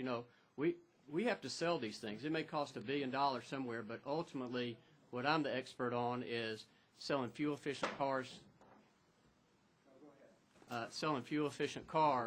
since I was 16. And right now we have 3 agencies, California, EPA, trying to tell us all what to do. We need one, because they're the only one that take into consideration customer acceptability and choice. And it doesn't do the economy any good or jobs. Auto dealers employ 1 million people in this country. If you have a product that sits on the lot that doesn't sell because it's not priced right, there are many businesses that have been shuttered down and gone broke because they're not giving the customer what they want. And so that's the reason that our organization would like to see CAFE implemented. Mr. Chairman, I'm not sure what my time, I never saw the clock start or stop. Well, I'm going to ask the official timekeeper here. Do I have time for one more question? Because I know Unanimous consent, the gentleman be given 2 additional minutes. Without objection. Be careful, my side may object to that. Yeah, these unanimous consent things are shaky sometimes. Well, I have one final question. I appreciate my friend from California and the chairman giving me some time. Administrator Jackson has testified that greenhouse gas best available technology most likely means that you just have to use energy efficiency measures. Mr. Ciccio, you represent the largest energy users in America. Don't the companies that you represent already do everything they can to be energy efficient? Well, most certainly the industrial sector spends more money and has had more success in improving energy efficiency than any of the sectors of the economy. In this case, the EPA really has it backward.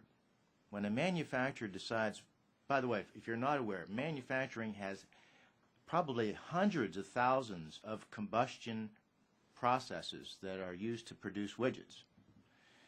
When we make decisions on what process is used to make a widget, we take several things into consideration, like how many widgets can we produce in a time period?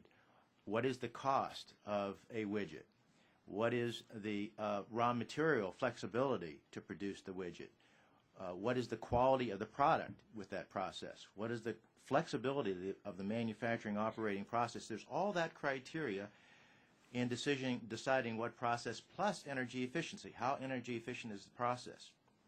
EPA, unfortunately, with the new regulation, starts with the premise of what is the most energy efficient process. And that is not going to create a low-cost manufacturing widget process. That is too limiting, and it's going to lead to higher costs. I think the discretion of the chairman and the ranking member. Mr. Green, you're recognized for 5 minutes. Thank you, Mr. Chairman.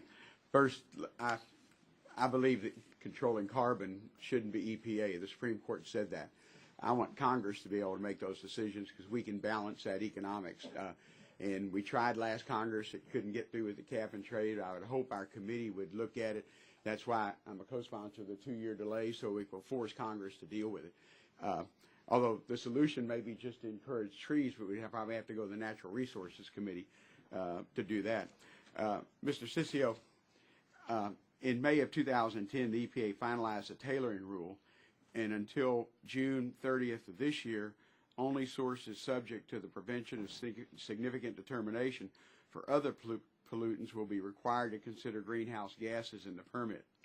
From July 1st of 2011 to June 30th of 2013, new sources that emit at least 100,000 tons of greenhouse gases per year or existing sources seeking to increase pollution by 75,000 tons per year will be required to obtain the PSD permits. The EPA will determine on July 1st of 2012 whether it will lower the threshold further, but it has committed that it will not consider any level below 550,000 tons a year. Can you please cite how many industrial manufacturers in our country are affected by regulations at each of these 3 levels? 100,000 tons of GHGS a year, 75,000, or 50? Do you have any idea from your association? I mean, I represent 5 refineries, so I can... Oh, yeah. You have a lot of them right in your backyard. Unfortunately, I don't have those statistics, and I'd be happy to try to craft something for you and provide that to you. I'd appreciate it, because our testimony from Administrator Jackson a few weeks ago was that they tailored it so it will only cover the largest facilities. Right. And just see how many, and granted, they're trying to start with the largest, so to see how many were, and appreciate you getting it back. What sort of federal carbon controlling program, if developed by Congress and not the EPA, could the industrial manufacturer support? Well, thank you. That's a wonderful question. We've actually addressed that in what we call our Sustainable Manufacturing Growth Initiative, because as manufacturers, we put together policies that we felt would incentivize and remove regulatory barriers to even greater energy efficiency. And as you heard in my testimony, implementation of that program would result in 10% reduction of all greenhouse gas emissions in 10 years. And even more importantly, it would create 3.2 million man-years of jobs and almost $500 billion of capital investment in 10 years. That's capital investment that's not happening today. So the best thing is that it utilizes existing but more energy efficient technology and simply taking it off the shelf and getting it in the ground today, creating jobs and investment. Well, and I don't know who answered our former chair of the committee, a ranking member, that said nuclear would be the solution for some of our carbon controls, and we're trying to do that because that's one of the solutions, because so much of our carbon comes from our electricity producing plants. Again, I have those plants, I have coal plants, but I also have refineries and chemical plants that have another issue. So, but I think Congress ought to make those decisions. Mr. McConnell, California's fuel economy program exempts until 2016 automakers who sell less than 60,000 vehicles per year in California. Manufacturers exempt in California are also exempt in every CARB state, regardless of how many vehicles are sold outside California. After 2016, CARB's intended to regulate these vehicles at a lower standard. If the brands you sell are not exempt, how will that impact on your brand line? Because I know you both have Honda, Acura, and then I think you have a U.S. model too, although Honda is also a U.S. model too. Well, first of all, we believe the state of California should not be setting national energy policy. Coming from Texas, I agree. So I appreciate your question. I will tell you, you're absolutely right, and I don't think some people realize it. So in Honda, we are under the California, which is just a hodgepodge. There are 3 different people regulating. What we want is one, CAFE, which Congress laid out, single national standard. For example, you're right.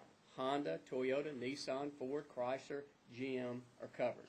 BMW's covered. Mercedes is not covered. Hyundai's not covered. Kia's not covered. Porsche is not covered. Volkswagen's not covered. Jaguar's not covered. Suzuki, Mitsubishi, I could go on. And potential that new Chinese and Indian automakers would not be covered. That's why under CAFE, they don't have all these crazy exemptions. Mm-hmm. So we want the one national standard. It takes, the most important thing to me, it takes in accountability. They are required that the EPA is not, California is not, customer acceptability and choice. Because ultimately, the customer is the one that spends his own, the family decides, hey, what do I want? What can I afford?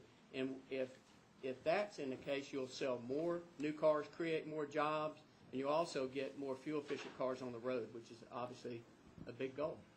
Thank you, Mr. Chairman. Yeah. And Mr. that Chairman? gavel's for us not to ask you more questions, not for y'all. Yeah. Mr. Chairman, could you recognize 5 minutes? Thank you, Mr. Chairman. This kind of follows up in a hearing we had 2 weeks ago on the environment and the economy as my subcommittee. But we have to accept the fact that the decisions we make or the decision that regular makes, that there's a job aspect that people ought to debate and discuss. And I come to this with great passion because, and many of you have seen this before, Mr. Kerry, you have, Mr. CCO, you've seen. This is why we killed Waxman-Markey, because we made the argument that in '92 on the Clean Air Act, which was a legitimate debate on cleaning the air, these miners lost their jobs. This is just one group of miners at a mine in my congressional district, which is closed now. 1,000 miners lost their jobs. And by using this, and the reality is there's a lot of fossil fuel Democrats no longer in Congress. You know why? Because they didn't protect their jobs. Because the greenhouse gas movement, the Waxman-Markey, threatened to destroy any remaining jobs.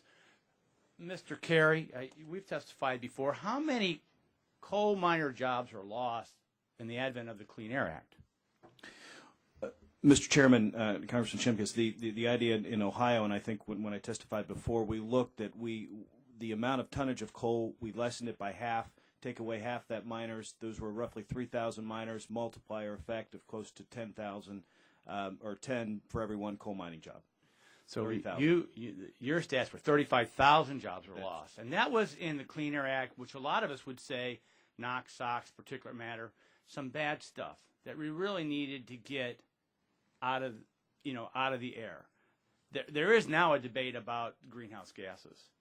And is it a pollutant? Is it not? And that's why we need to move on this legislation to let us to take into the aspect of what's the cost, what's the impact on the economy. Why are we so fired up about this?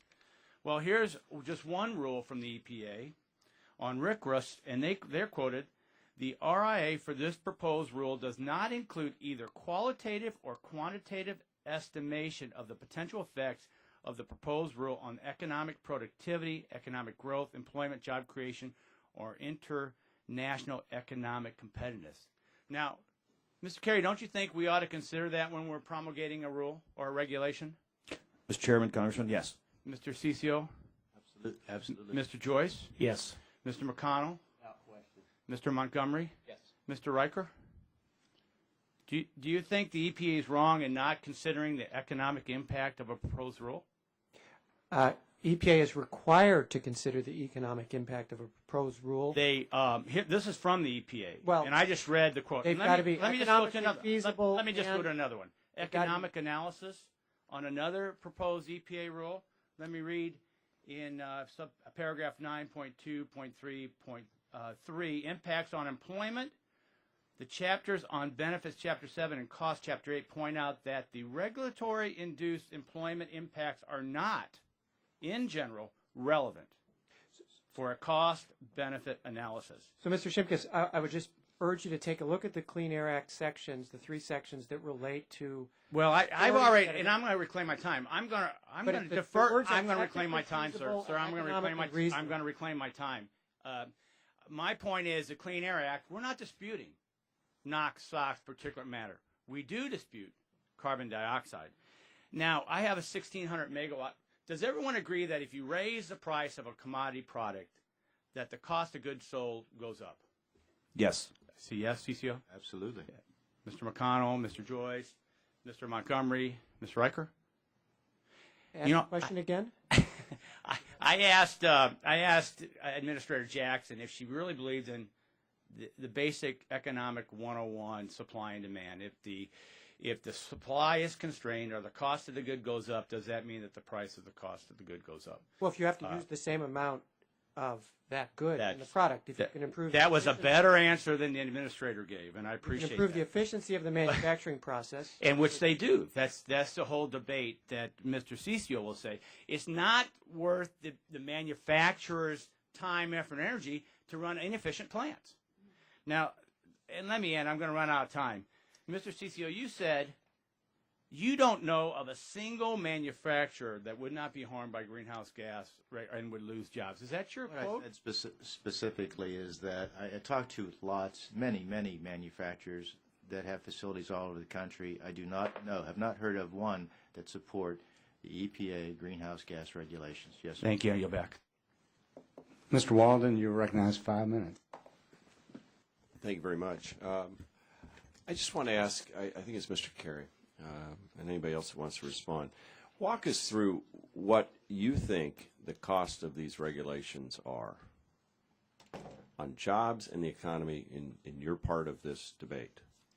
Because this is something I think people at home care a lot about. I mean, none of us wants dirty air. Most of us in my part of the world in Oregon like renewable energy as long as we kind of know what the costs and trade-offs are, although some people are getting a little tired of the windmills. But go ahead. Congressman, I think what we're debating is carbon dioxide and the role of the EPA in regulating carbon dioxide under the Clean Air Act. So if we take that off the table, if you look at Ohio, West Virginia, Kentucky, Pennsylvania, in Ohio, 90%, 89% of all the electricity off of the grid comes from coal base. So when you relate that to heavy manufacturing, anybody who is making a widget understands that one of the large costs of making that widget is energy. So power, right. Ultimately, the price of that product would go up, and if it goes up, possibly that product's production would be moved overseas, and ultimately then we would lose the job there. Yeah, we're seeing in the Northwest as some of the renewable energy begins to feed in to the system, rate increases of 10, 15%. As sort of the cost, the additional cost. Now, these are benefit trade-offs we're talking about here because you've got the renewable energy, but there is this cost piece.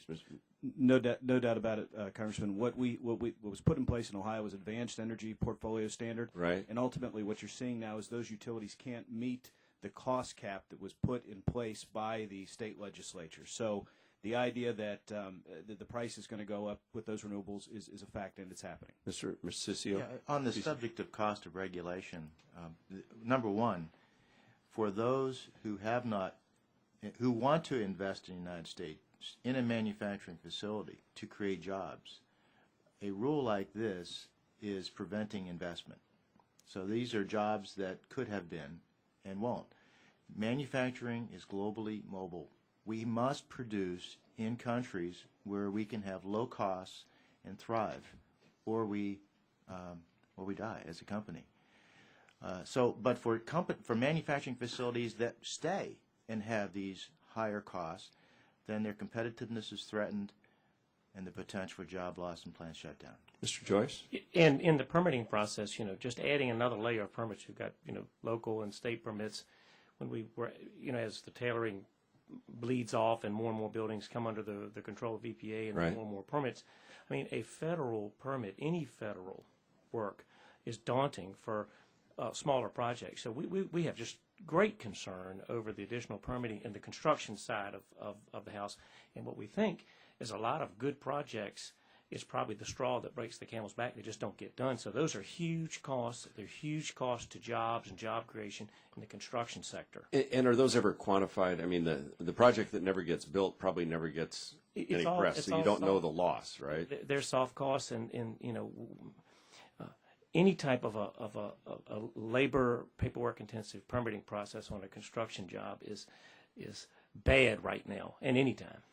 Okay, Mr. McConnell, do you want to comment on this? One of the biggest problems that we have, because California has a waiver, they don't even have to consider affordability outside of California.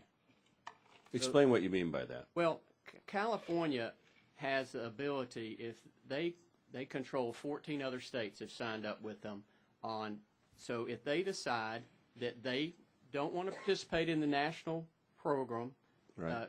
Go along, and they take their ball and they go play with somebody else, then what happens is they do not have to consider how much it costs outside of the state. They only have to consider, they're only looking at the state of California, not even these other 14 states. And the problem with that is it results in a rationing of vehicles, but the cost, you've got 3 different people. You've got to know some certainty in the automobile business to design cars in the right. future, how much cost is, and they don't even have to consider, EPA does not even have to consider customer acceptability. So right. they could stack on the cost, but quite frankly, that is the problem, and that's the reason you need to go back and enforce one national standard that this body had for fuel economy. I want to try and get to the other two. Mr. Montgomery, I'm running out of time. I think the answer really comes down to there's no such thing as a free lunch. That in our economy we have every incentive is for energy efficiency, using energy wisely, and minimizing the cost of production. That's not true in China, and that's why China can catch up so easily. And since there is no free lunch, if we are expending more of our resources on expensive energy like renewables, they're not available for producing the other things that people desire to live on and have quality of life. Thank you. Mr. Lee, you're recognized for 5 minutes. Appreciate that.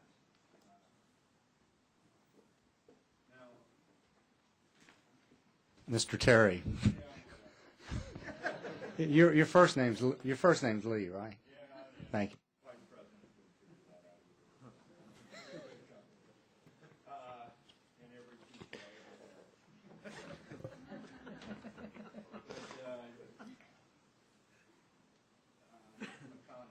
Yes, sir. Appreciate you being here, even though you referenced the cafe process. I was a little Terry But I was aware of the name. But that was a great process because it involved the already existing set agency that has the expertise in determining fuel efficiency in a very scientific way. Not political way. And it was a byproduct of Congress signed into law by the President. That was very carefully crafted, pushing the automobile industry as far as we could take it, keeping in mind safety, keeping in mind the desire to keep jobs in America and the car industry. And so that's probably part of my discussion I'll have with the EPA representative of why the administration, the EPA, now wants to duplicate, replace, undo what Congress did. Well, we certainly appreciate it. I will say that the EPA is wasting millions of taxpayers' dollars on duplicating NHTSA's research in fuel economy for tailpipe emissions. It's probably creating a job.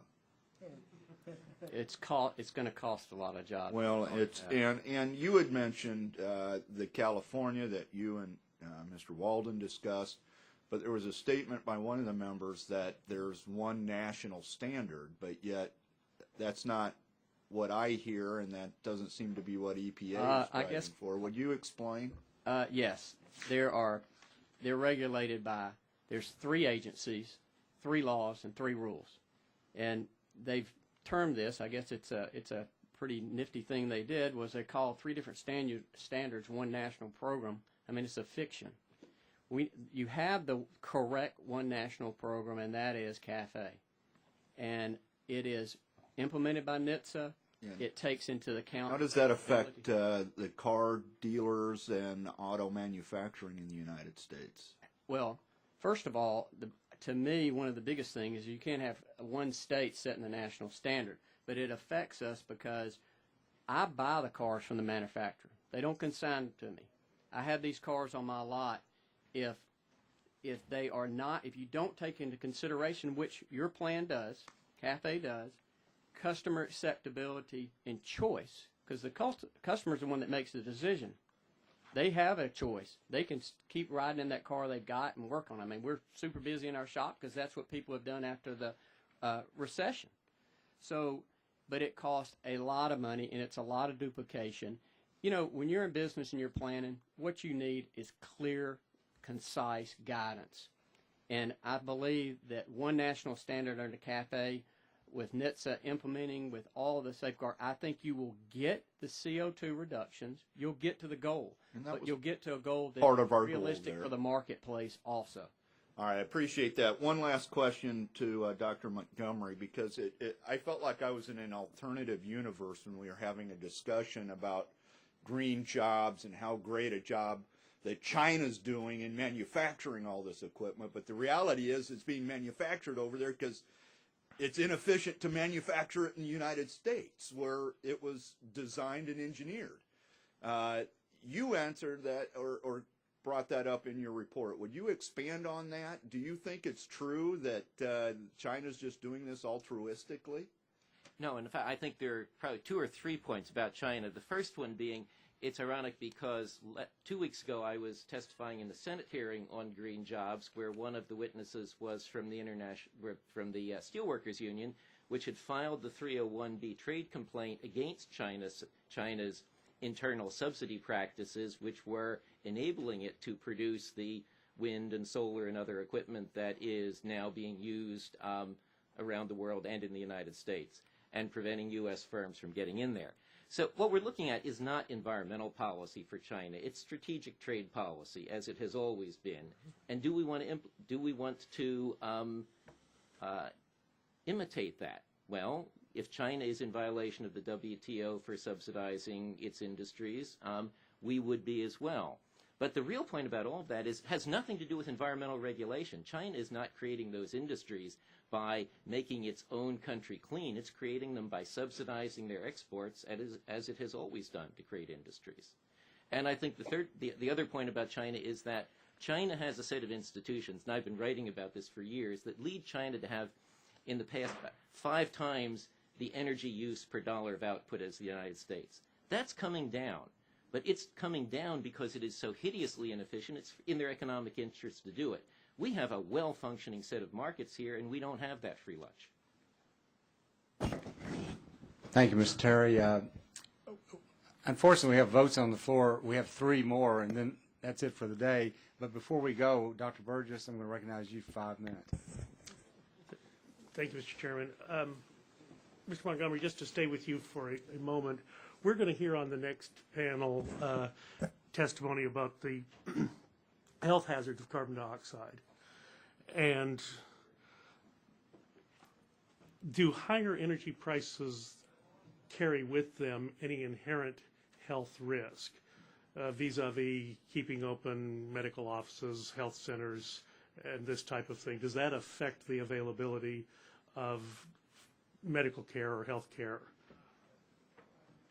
Yes, it does. And it's really a problem that EPA refuses to do risk-on-risk analysis in this area. If we're going to look at risks from greenhouse gas emissions, those are highly speculative, highly uncertain, and anything we do in the United States will have only a minuscule effect on them. Carbon dioxide is not like ozone. I mentioned ozone in Pasadena. Ozone in Pasadena was created in Beverly Hills, blew across, and ended up in Pasadena, and it produced tremendous health effects. Greenhouse gas emissions are mixed in the entire atmosphere, and we're not going to change them through these regulations in a way that's even worth bothering to try to calculate unless we assume all the rest of the world does what we're doing. And that's what EPA tends to do. But they're not. And so there's a small health benefit from actions that we actually take in the United States. But on the other side of it, you are absolutely right. Higher energy costs make air conditioning harder for people to afford. We know that the lack of air conditioning has been the primary reason for deaths during heat episodes in Chicago and other places. And it takes a risk-on-risk analysis, which EPA did not do in determining that on balance the health risk justified the standards. Yeah, of course, I've suffered from asthma myself, and I know what triggers there are. I try to avoid them as best I can, but I've never associated carbon dioxide with an asthma trigger. It just doesn't work out medically. So I appreciate your comments in that regard. On the you talked a little bit about some of the multiplier effects. Is there a way to apply the multiplier effect in reverse to this type of situation?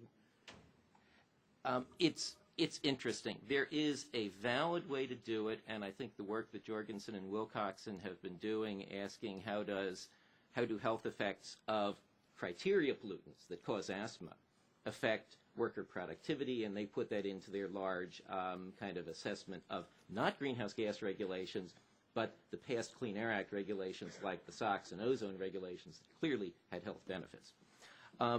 There is a way to bring it, and in terms of dealing with greenhouse gas emissions, it really isn't applicable because what we are talking about are health effects that are dominated by temperature changes in tropical latitudes that lead to increased kind of vector populations that cause malaria and such diseases. So it's a global public health problem, but the solution for it is global public health measures. For example, going back to DDT, we could wipe out the malaria vector no matter what the temperature was. I see. So there is an ironic point about multiplier analysis, because if you do the kind of multiplier analysis that Perry is doing, they argue quite explicitly over and over again that the reason they're getting increased jobs is because greenhouse gas policies favor labor-intensive industries, and they put more people to work that way. Well, if we had a lot of illness in the country, then businesses would have to hire more workers to hire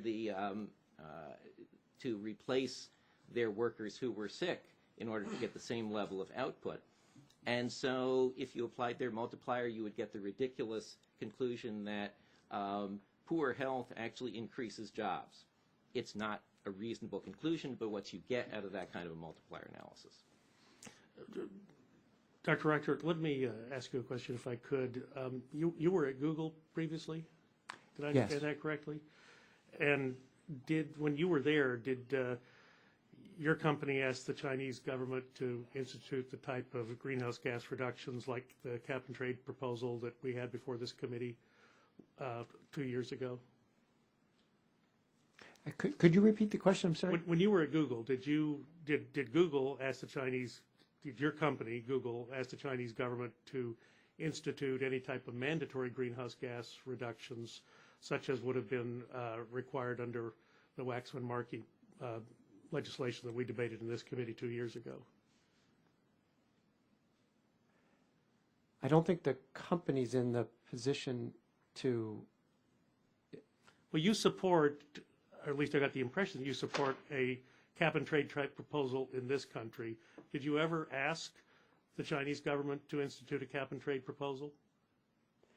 I did not ask the Chinese government to institute a cap and trade proposal. I'm in favor of comprehensive energy and climate legislation.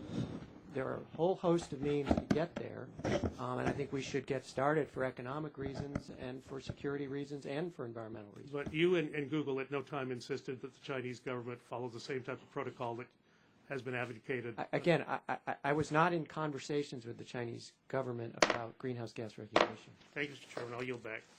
Well, once again, I apologize to you all. I hope that you maybe would be able to stay another 10 minutes or so. We have 3 votes on the floor. I don't think it'll take long. We'll be right back. Hopefully, I think most of our members will be back that haven't asked questions. So we look forward to seeing you in a few minutes. Okay, call the hearing back to order, and at this time I'll recognize Mr. Gardner of Colorado for 5 minutes.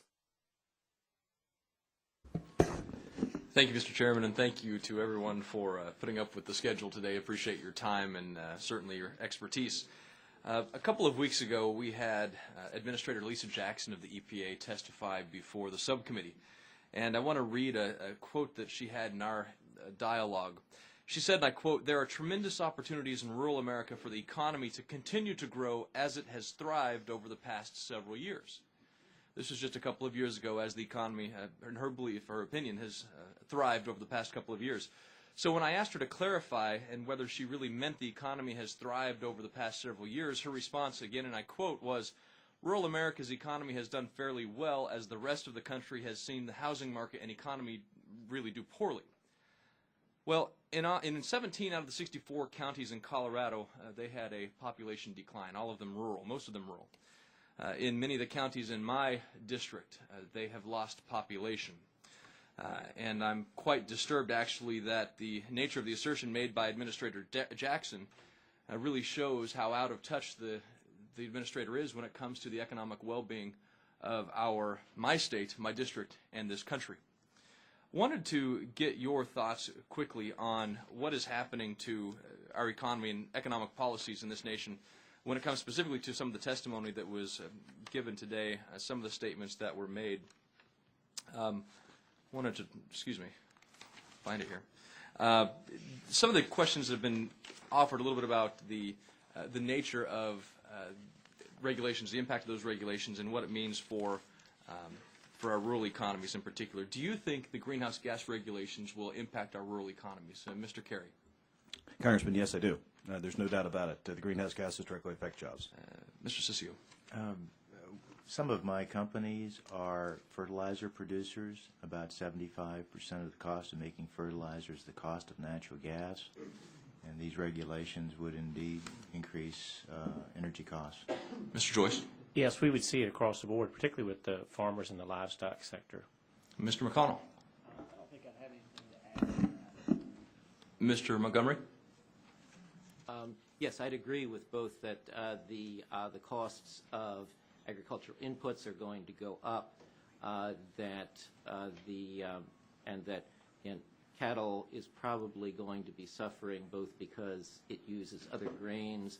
And I think the other part of this is that the EPA regulations are not really, I don't see a way that they are going to include activities like sequestration and other farm-based activities that could potentially be profitable as a way of providing offsets for greenhouse gas emissions under a broader and more comprehensive policy. Mr. Riker. Some of those impacts will be positive and some of them will be negative. If you're in the wind business, it could be quite positive. If you're in the natural gas business, it could be quite positive. What if you're in farming? You grow crops. It all depends on what you're farming. The opportunities around biomass for power, for fuels are very significant. And so, again, like so many of the answers to so many of these questions today, Mr. Gardner, it depends on the specifics. Mr. Ciccio, a statement by the EPA was made earlier that said, when it was talking about EPA's authority to control carbon emissions, that bill would deprive American industry of investment certainty and new incentives for upgrading to advanced clean energy technologies. Do your members feel deprived and that they're not willing to make investment because of this regulation, the lack of this regulation? No, I've not heard anyone say that. Thank you. And Mr. Riker, interested in your comments on nuclear power, and I believe you talked about the need to actually improve energy permitting projects, or also nuclear power permitting. What specifically do you think we could do to increase the presence of nuclear power development and to improve energy project permitting and siting? Well, Mr. Gardner, I think one of the challenges that advanced nuclear faces, advanced renewables face, a whole host of these technologies face, is how you get the first large-scale commercial plant financed and built in this country. It's fairly straightforward to get the little prototype built. Venture capital. Financed is different than permitting. You specifically said permitting. Well, there's two things. One is we've got to get those first-of-a-kind commercial plants built. That's where I think the Clean Energy Deployment Administration and its ability to finance. But on nuclear power, what can we do for permitting? Permitting, there is. Issue them. the Nuclear Regulatory Commission has taken quite a look at ways to streamline permitting. I don't know the details of the changes they proposed, but there are a whole host of things. But you're not going to get them built if you can't get them financed, and that's the real issue at this point. Do you think we should include hydropower as part of a clean energy standard? I think a clean energy standard should be very broad. It should include all the renewables. It should include energy including efficient. hydropower? Yes, including hydropower. Mr. Inslee, you recognize 5 minutes. Thank you. I want to ask Mr. Reichert about the public's belief about this issue of whether or not we should stop the federal government from doing its job. There's basically an effort here, which is pretty incredible to me, to tell the Environmental Protection Agency that it can't enforce the provisions of the Clean Air Act, which is like telling the FBI they can't arrest terrorists, or cops that they can't arrest bank robbers. We are intentionally, folks around here want to intentionally disable the ability of the government to do its statutorily mandated job. To me, that's pretty amazing. So I wondered what the American people thought of that, and we did a little looking. The people I talk to where I live in the state of Washington certainly don't think, by huge majorities, the people I talk to don't think that's a very good idea to tell the federal government it can't do its job, to intentionally shackle it, put its handcuffs on, and let the polluters pollute. So to check out whether I'm just talking to the wrong people, I did a little research and into what the polling would disclose Americans think. It was pretty timely because a poll came out by the Public Policy Polling and NRDC just the other day. It showed that 68% of Americans were opposed to delaying EPA reducing carbon pollution by enormous majority, 68 to 32%. It's hard to get 68% of Americans to agree that baseball is the American sport, but we got 68% of Americans. Then you look at, if you do it on a more granular level, I saw another poll done by, I believe, the Sustainable Business, well, I've read about it at sustainablebusiness.com, of 19 congressional districts asking a very similar question after asking both sort of arguments on both sides of this. Very fair poll showed that in 19 congressional districts represented by Republicans, in those Republican districts, 66% of people, including 45% of Republicans and 62% of independents, found that they didn't want the EPA to be disabled. There's a third poll. I don't have the results right in front of me, but very similar results by almost 2-to-1 margins. Americans didn't want to disable the federal government from doing its job to reduce pollution. Now, I have some theories as to why Americans believe that. I think it's because Americans are optimistic and know that we can do innovations and create new jobs associated with these new ways of reducing pollution. But Mr. Reichert, I just wondered if you wanted to express thoughts about why you think Americans feel so strongly that people are out to lunch who want to disable the federal government here. Well, Mr. Inslee, I think it starts with the fact that there is a basic understanding that climate is going to have serious impacts on human health and the environment. When you start with that presumption, as we did with all the other sort of pollutants we've been dealing with, that motivates people to end up saying, we want our government to take action. I'd go from there to say the Supreme Court said, figure out whether carbon's a pollutant. EPA took that, figured out that it was, and said, what are we supposed to do when it's determined to be a pollutant? We're supposed to go out and begin to put some controls on it. So I think the public recognizes that we're dealing with a serious risk. The Supreme Court has weighed in, the relevant agency has weighed in, plus, and this is important, our investment community, Wall Street and Silicon Valley, has said, figure this out. If you want money to stay in this country for clean energy investments, figure out whether or not you're going to be regulating this. Figure out whether you're going to put energy standards in place, pollution standards in place to deal with this carbon. As long as we're not going to make that decision, we're going to see massive amounts of capital flow to other countries where they have made that decision. So let me suggest one more reason. Huge majorities of Americans think it's a bad idea to disable the EPA. Business people believe this. In the last week, I've had 2 business groups in the state of Washington come to me and tell me what climate change is doing to their business.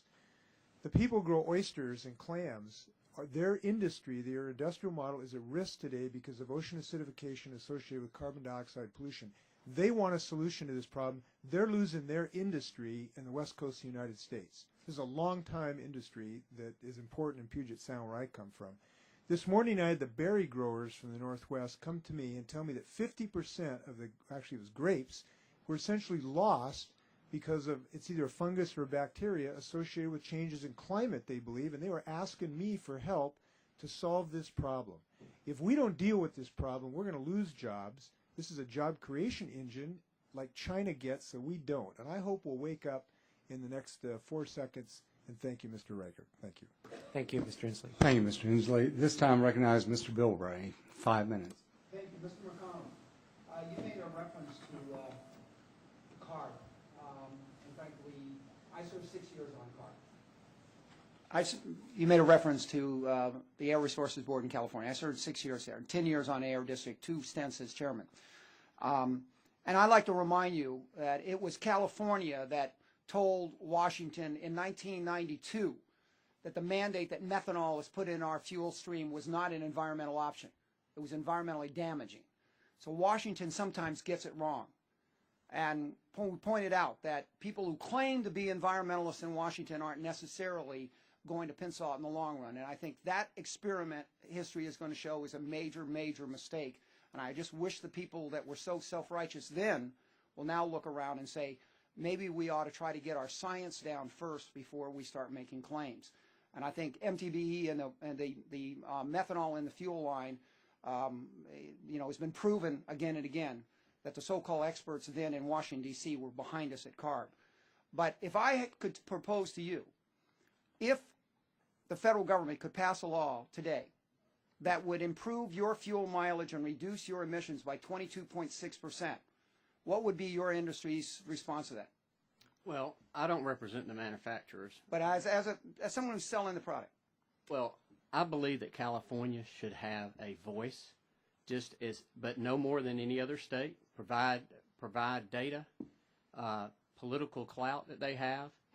But we feel like that we don't have a problem with reducing CO2 emissions. Okay, I'm not. Let me interrupt you. Look, Mr. McConnell, if I could tell you again that I have a study that shows 22.6% reduction in emissions and fuel mileage, and it will not cost 1 cent to produce a car, 1 more cent to produce a car. If I could show you that study, would you be willing to say maybe we ought to consider implementing these mandates if it doesn't cost 1 more cent to produce an automobile in this country? I would be happy to look at the study. What needs to happen, though, is CAFE is laid out. Let me get CAFE. Let's get a CAFE. Are you talking 100% fossil fuel? Are you talking CAFE standards with 10% ethanol? Are you talking 10% algae fuel? What fuel mixture here? Because we have a lot of fuel mixtures here. And that is one thing when we talk about CAFE, that the renewable fuel mandate has actually reduced the ability for automobiles to get mileage, something that nobody wants to talk about in this town. Let me go over to you, Mr. Riker. Mr. Riker, if we could mandate 22.6% more fuel efficiency and emissions, wouldn't you say that is something that we should be looking at, especially if we claim we're in a crisis?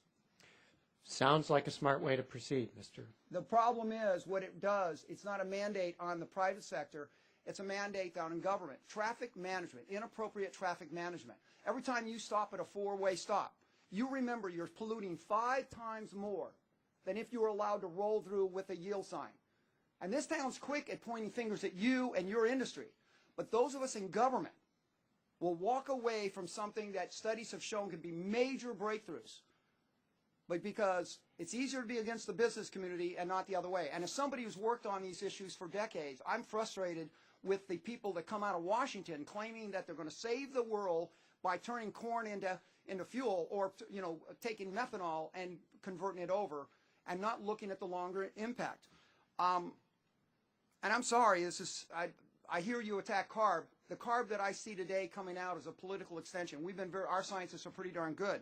One of the things our scientists want to talk about is, Mr. Riker, last I checked with the UN, the Chinese economy was about 1/10 of our economy, right?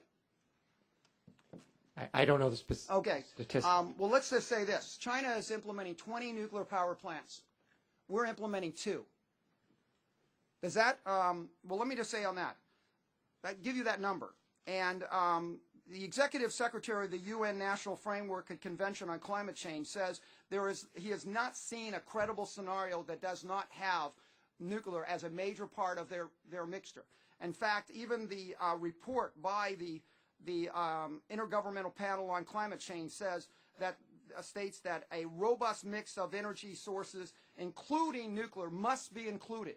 Now, do you believe that 2 out of an industry that's 10 times as big as China is a robust commitment to implementing clean air strategies with nuclear power? Mr. Bilberry, I came in and testified in my opening statement that we should adopt a clean energy standard that includes most of these technologies, including nuclear. Wait, Mr. Chairman, I asked for one more minute on this item, please. I just follow up. Yeah, Mr. Riker, the state of California does not allow nuclear power today, and my colleagues at the ARB are not allowed to implement a robust nuclear program while we're talking about the climate being in crisis. My concern is my colleagues in California claim they care about the environment and are willing to attack the private sector, but are not willing to do things like force government to change the way it operates so we clean up our act. Your comment on that? In that regard, I would urge you to take a careful look at a national clean energy standard, because it could deal with some of these inconsistencies that we have state to state over a whole range of technologies. That's one way to proceed. If you're bothered by the inconsistency state to state, take a look at what Mr. Barton supported in the amendments last year. Wouldn't you agree that it's one thing to give a loan guarantee, it's another thing not to allow it to be permitted, for government to outlaw it? In fact, let me say this as somebody who's worked on environmental regs. We talk about a Manhattan Project for energy independence in this country. Ladies and gentlemen, the Manhattan Project would not be legal under existing law. You couldn't even cite the test site because of Endangered Species Act. That's the kind of barrier that those of us in Washington who want to address this crisis have to be willing to stand up and address. Thank you, Mr. Chairman. Let's recognize the gentleman, Mr. Olson from Texas, for 5 minutes. I thank the chair. Mr. Joyce, my first question is for you. At the first, I want to thank you for being part of the economic engine that drives America, small business. It's my pleasure. In your testimony, you said that the environmental regulations have cost your family business upwards of $150,000. How many more people could you hire if you didn't have that excessive cost? And more importantly, how many of your current jobs are at risk right now if greenhouse gas regulations become law? We could hire 2 additional people if we weren't doing those tasks required of us to do. But our bigger concern is the uncertainty and the misinformation surrounding what's going on with the EPA regulations currently. And we are so concerned because right now they're starting big, but we know that will back up, and we understand the difficulty of permitting projects even at the state level. So every time something makes a project difficult, it makes it harder to get it financed. It's very difficult to finance them now. So we think more and more projects theoretically could be taken off the table. We have great concern about that. But our bigger concern is, and my concern as a citizen, is we are in an energy crisis. And we need to look at every single option out there to create more energy. And, you know, again, I said I hung my hat on green energy, and we do a lot in that arena. But it doesn't work without new coal plants, without new nuclear plants, without creating additional energy, because we're still birthing babies, we're still graduating people from college, we're still building houses, and we want to be a manufacturing factor. So I sit here and think to myself, where is the outrage? Where is the outrage in that the Chinese are going to corner the energy market sooner or later? And we are not taking steps to create power now. And electricity is a key piece of it. And I want to see our nation look at ways to get every option on the table now. And that's our concern.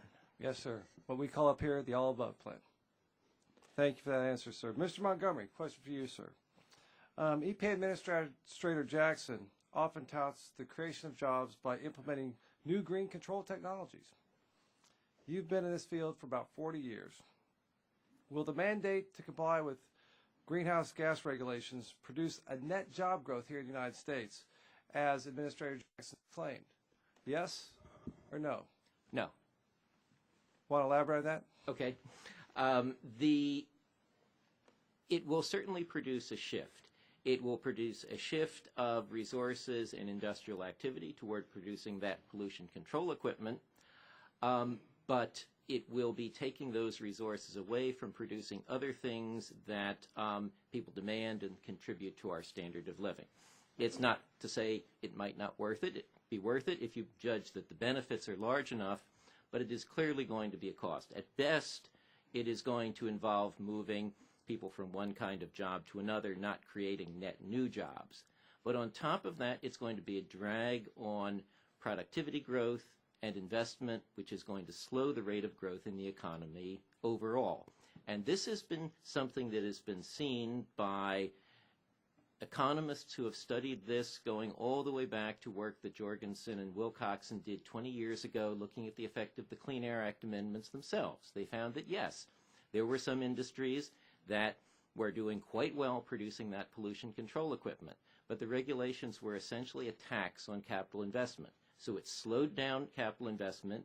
It reduced the growth in worker productivity because unlike the Luddites who do green job studies, we actually know from looking at history that the primary driver of productivity growth is increasing capital investment to make workers more productive.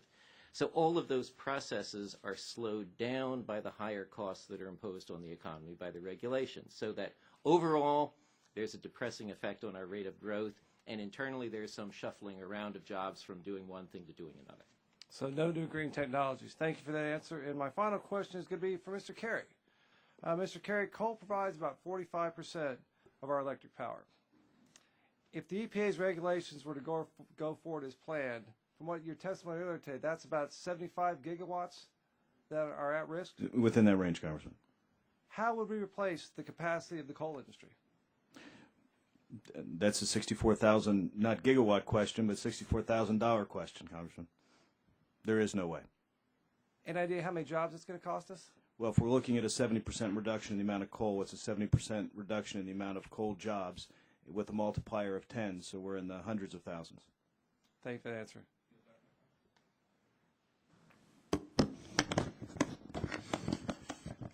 Mr. McKinley, West Virginia, recognized 5 minutes.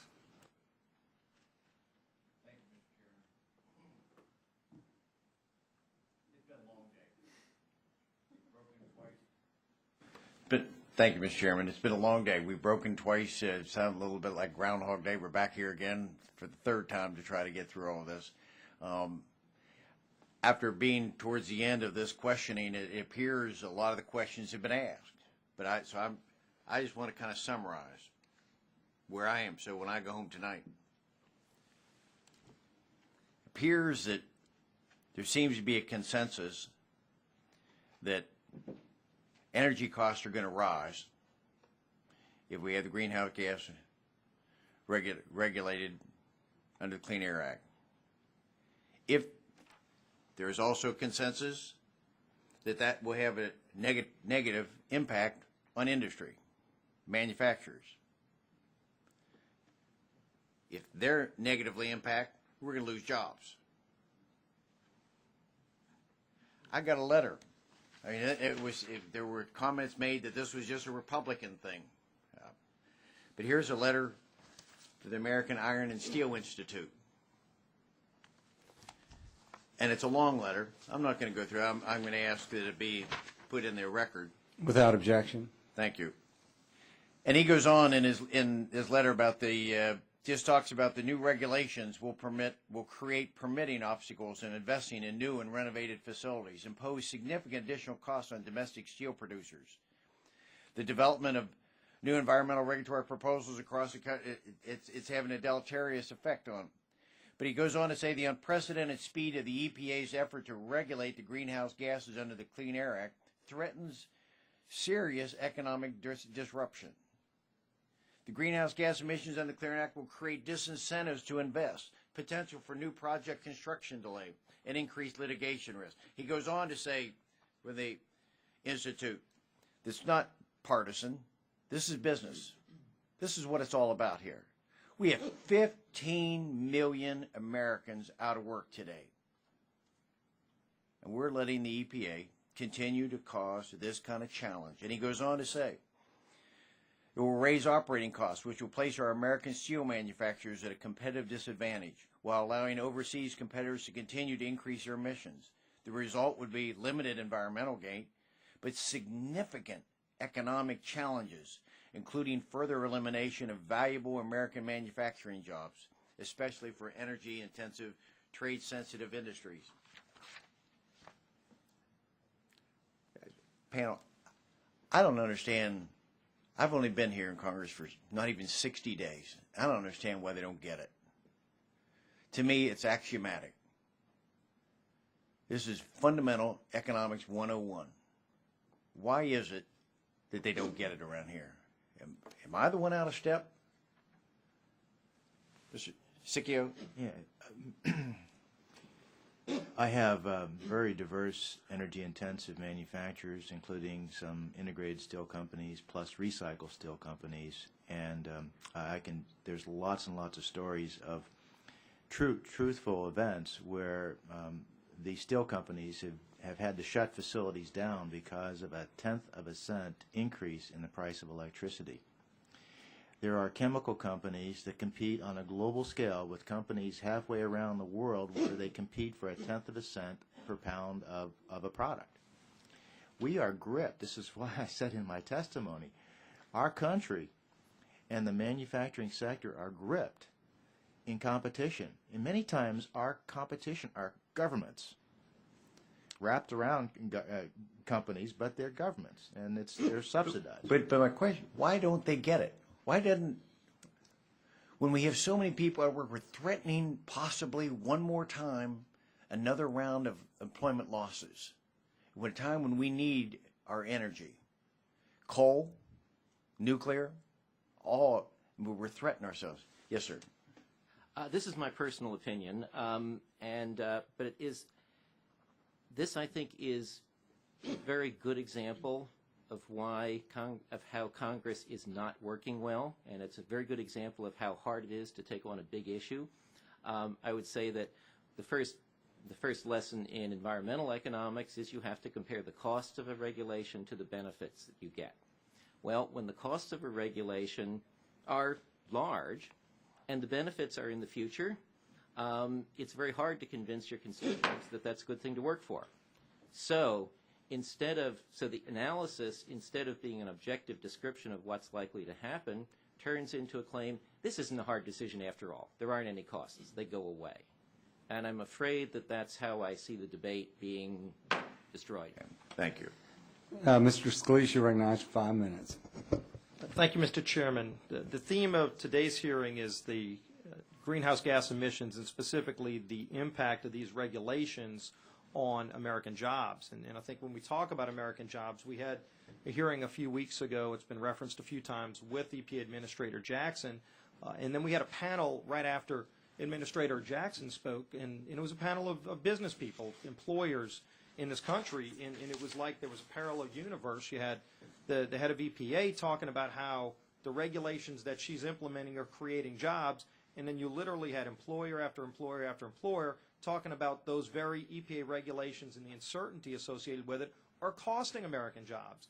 And so maybe what EPA Administrator Jackson's referring to are the jobs she's creating in China, in India, in other countries, because when you talk to employers, they're actually looking at real job losses. There was a company, a major steel manufacturer, that talked specifically about the burdensome permitting requirements and rising energy costs. Increasingly, industrial projects are no longer even being considered for development in the United States. Doesn't mean they're not being considered, they're just not being considered in the United States. They further went on to talk specifically about one of their projects.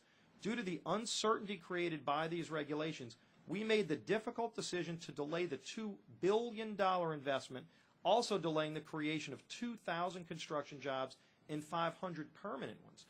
This was one company, we've heard this story over and over and over again, jobs that are leaving our country.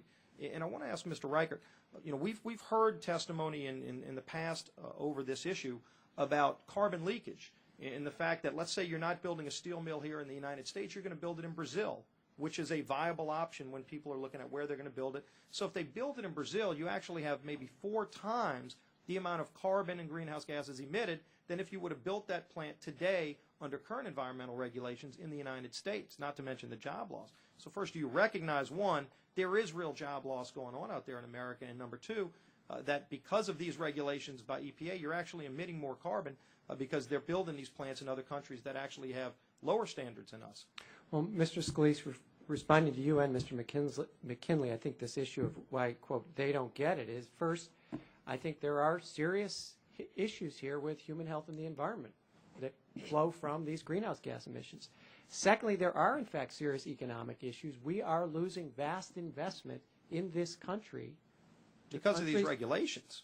To countries where they have, in fact, decided to control the emissions of greenhouse gases and other pollutants. To the EU, increasingly to China, to places where they are taking these issues seriously. Well, you're saying they're taking them seriously. They actually emit more greenhouse gases to do some of these manufacturing jobs and processes in those countries like China. Fair question. So all the more reason why we've got to step up to it, and the rest of the world does as well.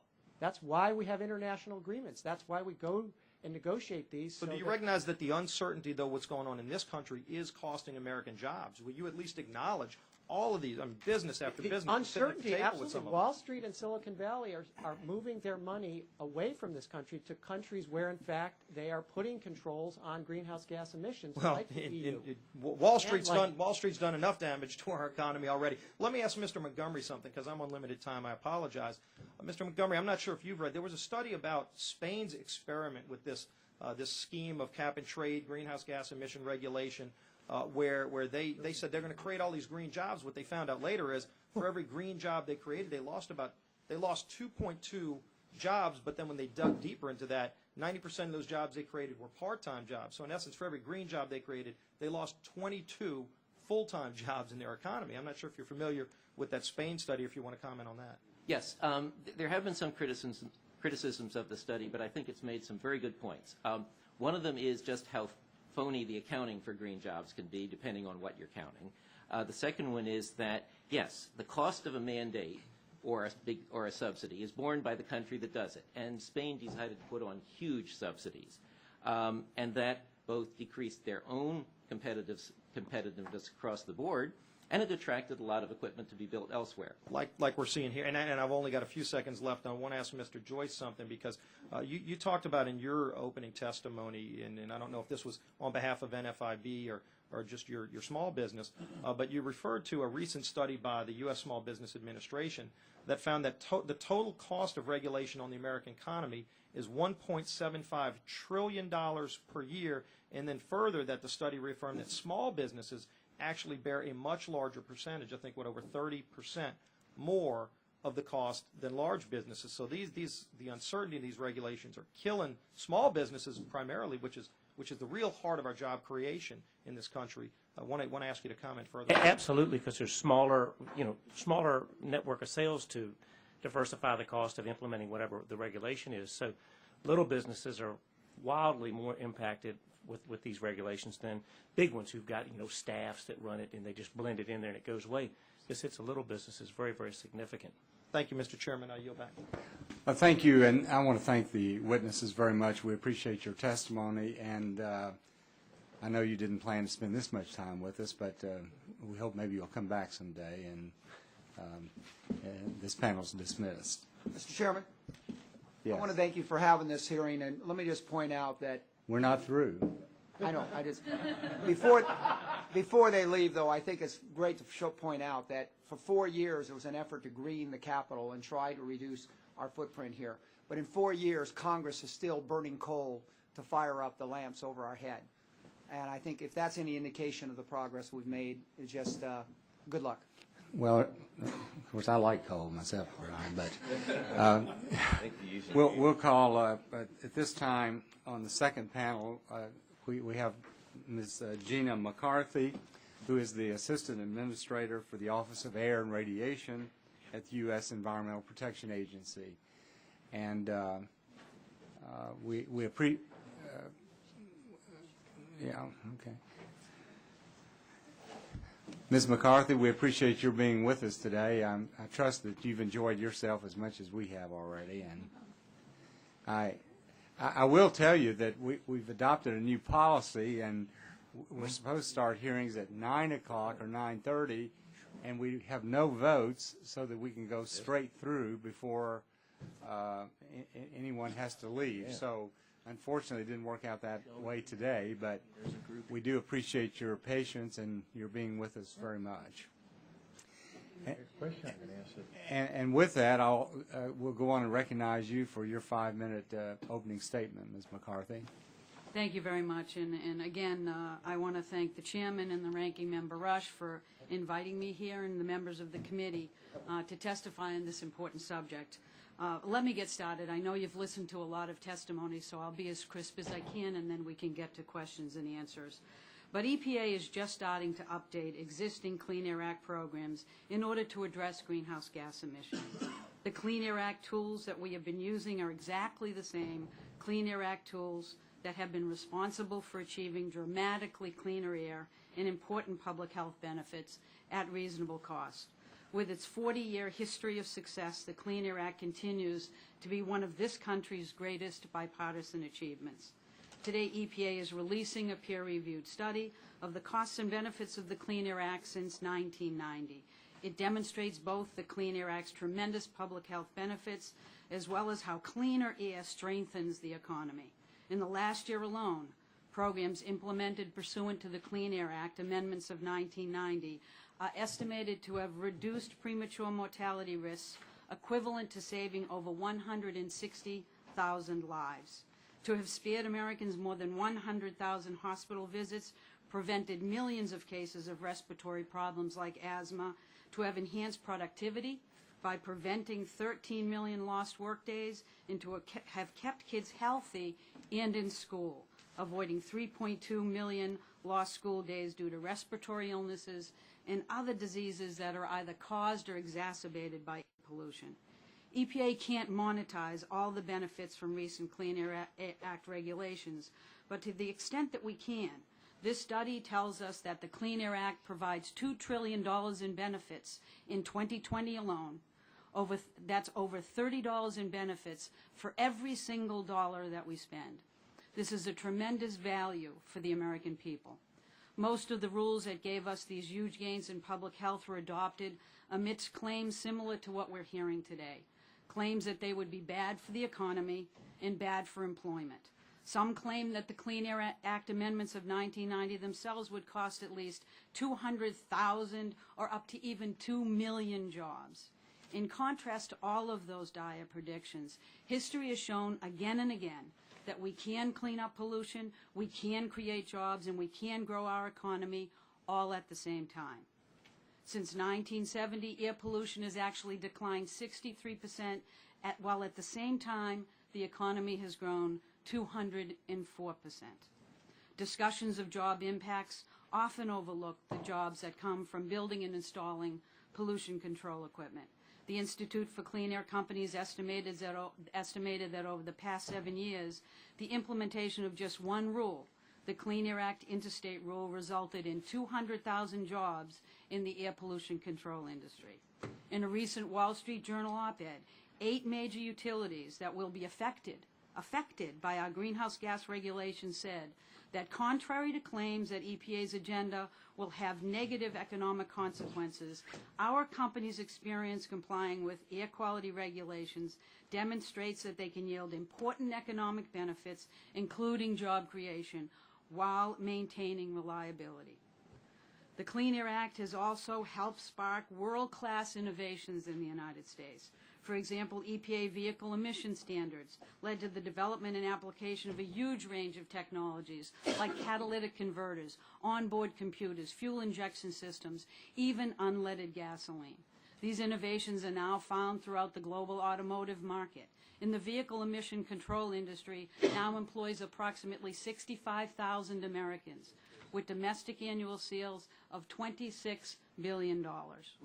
The environmental technology and services industry employed 1.7 million workers in 2008. and that taps into the global market that's worth over $700 billion. And that is a market the size of the aerospace or the pharmaceutical industry. Globally, America can compete and lead in the environmental and clean energy sectors, but only if we take steps at home to continue to innovate. As we drive towards cleaner air and clean energy, we need to challenge innovation and challenge technology excellence. We're now starting to achieve address greenhouse gases by applying Clean Air Act regulatory tools that have been used successfully now for 4 decades. EPA is compelled to do so by the Clean Air Act, the Supreme Court's decision, as well as sound science. These greenhouse gas tools that we're going to use require the agency always to take cost into consideration, and they will allow the agency to move forward using common sense, reasonable, measured requirements. The first greenhouse gas rule EPA issued is already demonstrating how practical regulations can make sense for the economy. Last April, EPA and the Department of Transportation completed harmonized national standards to reduce greenhouse gas pollution from new cars and trucks.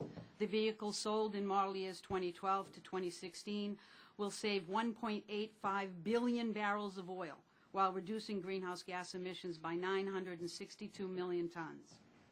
The rules were supported by both the auto workers as well as the auto manufacturers, who recognize that these standards help them stay competitive in a global marketplace where fuel efficiency increasingly matters. And they'll also save consumers money. A 2016 model year vehicle will save you $3,000 over the life of that vehicle. The regulatory focus on improved efficiency isn't unique just to motor vehicles. EPA is also focusing on energy efficiency as the preferred method of meeting greenhouse gas permit requirements for power plants and large industrial facilities. And let's all be clear. These new greenhouse gas permit requirements apply only when a new facility is being built, or when a company is making major modifications at an existing facility. The universe for these greenhouse gas permits are large greenhouse gas emitters, but the universe is very small and it's manageable to achieve. Leadership in new technologies combined with healthier workers and fewer air-related health effects help lay the foundation for robust long-term economic growth and the employment that comes along with it. We shouldn't pass up the opportunity to use the Clean Air Act to promote efficiency, energy security, to protect public health because of the same inaccurate claims about job losses that have been leveled against major actions under the Clean Air Act for 4 decades now. Thank you very much. Thank you, Ms. McCarthy. I was reading an article recently of Duke University, the Nicholas Institute of Environmental Policy Solutions, and in there they quoted you had said that if you apply the 250 tons per year limit for greenhouse gases, that it would require 6 million sources to obtain Title V permits and lead to 82,000 permitting actions under PSD, resulting in an estimated combined cost of $22.5 billion to the permitting authorities alone. Now, I know you have the tailoring rule, but without referring to the administrative necessity doctrine or the absurd results doctrine, doesn't your tailoring act explicitly violate the terms of the Clean Air Act as to the limits? Mr. Chairman, I would tell you that your quote is correct. That is the reason why the administration put together the tailoring rule, and we believe that it is not only a legally sound approach to making sure that... But without reference to the administrative necessity or absurd result, it does violate the precise wording of the Clean Air Act. I am trying to explain to you that we believe that that is the best interpretation of Congress's intent when it is But is that your, regulating a new pollutant like but you do recognize it does violate the explicit terms of the Clean Air I Act? do not believe that it violates the Clean Air Act. I believe it is a Well, your limits are above the 100 to 250 tons per year. They correct? certainly are, and we've approached it, I think, in a very measured way to make sure that we don't. Now, let me ask you, did your agency conduct a comprehensive economic or job analysis of the impact of the greenhouse gas regulations? I'm sorry, could you say it again, Mr. Chairman? Did your agency conduct an analysis of the impact of the greenhouse gas rules on jobs in the economy? Yeah, the greenhouse gas rules, certainly we did with the light-duty vehicle rule. We've talked about that a little bit. But on stationary sources? On stationary sources, the way in which the Clean Air Act works is that we're not setting a standard for permitting. Those permitting decisions are rightly done. So is your answer no? My answer is that states do that in the course of doing the best available control technology permitting process. But EPA, you do not do it then? Well, we do not know business's intent in terms Do you of all do any sort of analysis on how you're going to replace lost electricity generating capacity from any of the regulations? I do not anticipate the greenhouse gases will result, the greenhouse gas regulations will result in any lost electricity generation. So you don't think the regulations will cause the loss of any capacity? In terms of electric generating, no, I do not. Okay. That bill wasn't my time, but I'm going to, at this point, recognize Mr. Rush for 5 minutes. And thank you, Mr. Chairman. Mr. McCarthy, I really want to apologize, first of all, that you had to wait this long, and most of the members have gone, and we suspended the activities on the House floor, and the media, for the most part, is left to hear your testimony, so I apologize for that. But that said, we have to do what we have to do here. Let me just ask you, well, today's hearing focuses on the jobs impact of greenhouse gas regulations under the Clean Air Act. And there's no question that this Congress must focus on job creation. Unemployment rates are unacceptably high, and joblessness is taking a terrible toll on our nation. And in your professional opinion, what would be some of the consequences, particularly economic, but also environmentally and in the area of public health, if Congress did enact such a bill as the Upton-Inhofe bill, where EPA's ability to regulate greenhouse gases would be repealed without any type of legislative alternative that's been presented to us? Can you? Yes, I can speak to that, and I appreciate the question. We are very concerned with the bill in terms of what it might do for our ability to make sure that businesses that want to actually be constructed, or businesses that want to modify, being able to make sure that those Clean Air Act permits are available to them. So we are very concerned that we protect the interests of the Clean Air Act, that we protect our ability to issue permits when permits should be required and are deserved, and that we move forward with the Clean Air Act as it was intended. Carbon pollution is a pollutant. It's a pollutant under the Act. It is a danger to public health and welfare. We believe we can take measured approaches to controlling that pollutant and to making sure that as new facilities are constructed and major modifications are done, that we minimize the kind of greenhouse gas emissions that are additionally emitted into the atmosphere. The idea that the Clean Air Act requirements to control carbon pollution have anything to do with unemployment problem, to me, is a sheer fantasy. We're struggling with a worldwide global recession. We all know that regulations don't cause that recession. On the contrary, the absence of adequate regulations cause the financial meltdown. You testified that EPA recently prepared a white paper highlighting the connection between the Clean Air Act and jobs and economic growth in the United States.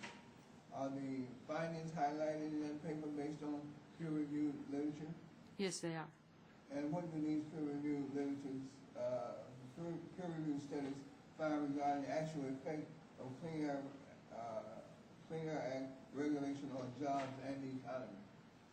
Well, what I've found, and it's rather remarkable, is that when the economists looked at some of the most heavily regulated industries, they did not find evidence that regulation leads to larger job losses. For example, there was an article by Morgenstern that looked at 4 of the most heavily regulated industries, and it found that increased environmental spending does not cause a significant change in employment in those regulated industries. On average, there was a gain of 1.5 jobs for every $1 million in additional environmental spending. Now, that doesn't mean that the Clean Air Act is a jobs act. It is clearly a public health act.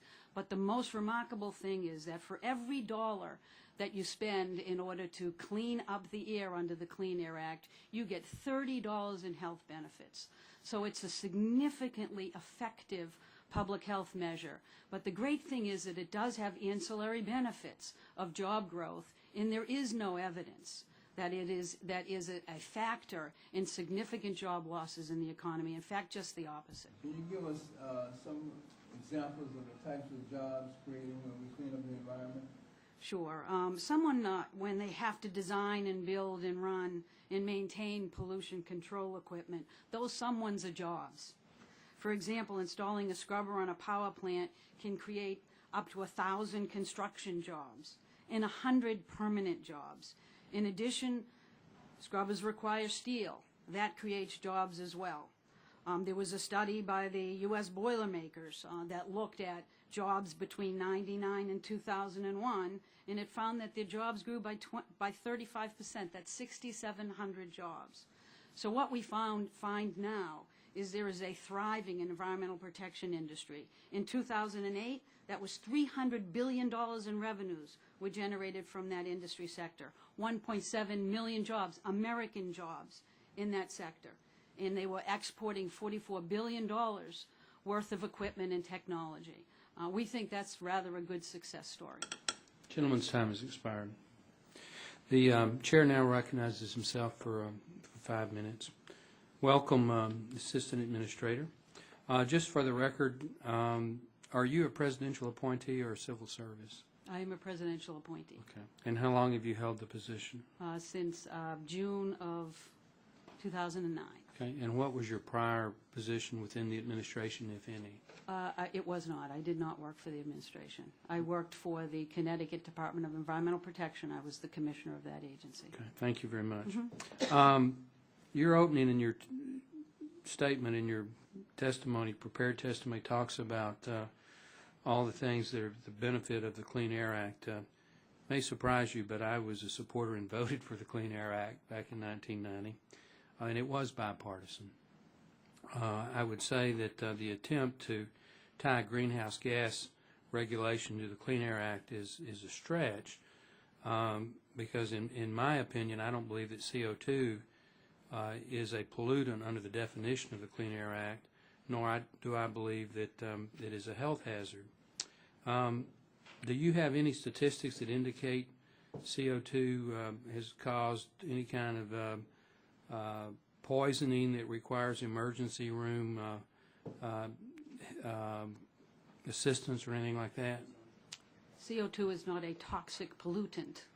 So in terms of when you're talking in your testimony about the benefits of the Clean Air Act, you talk about premature mortality, savings, and things like that. Those types of criteria would not apply to CO2. No, Mr. Button, that's where I would differ. I would tell you that CO2 is very much a pollutant that impacts public health and welfare. I would tell you that CO2 actually does contribute to ozone pollution, which is a significant health hazard. And I would tell you that the Supreme Court, that really interprets Congress's intent for the rest of us, told us that we had to consider greenhouse gas as a pollutant. Well, under actually, law. the Supreme Court said that EPA had to make a decision whether it should be regulated. That's correct. Consider it. Okay, what, you know what the level of CO2 right now, generally speaking, is in the atmosphere? Actually, I don't have that figure in the If I were to say it's around 380 parts per billion, would you Probably accept right. that in the ballpark? That's probably right, yep. Okay, do you know what a greenhouse, houses that grow plants and food within a greenhouse, do you know what the average CO2 parts per million is in a greenhouse? I'm sure you will tell me. You don't have any idea? No. So if I say it's around 1,000, which is what it is, you won't dispute that? Do you know what you create in CO2 when you answer my questions? Do you know what the amount of CO2 coming out when you answer a question is? We have about 380 parts per million in the atmosphere. Commercial greenhouse gases exist at about 1,000 parts per million. And when you answer a question or when I ask you a question, I expel CO2 at the rate of about 40,000 parts per billion. So how in the world can that be a pollutant? If it is, my good friend Bobby Rush would be gasping for breath right now and turning red in the face, and my good friend Mr. Waxman. I mean, yeah. I mean, the fact is, under any definition, greenhouse gases, of which CO2 is one, are necessary for life. No one is disputing that. So, I mean, I know you're here to be the good soldier, and I know there's a massive world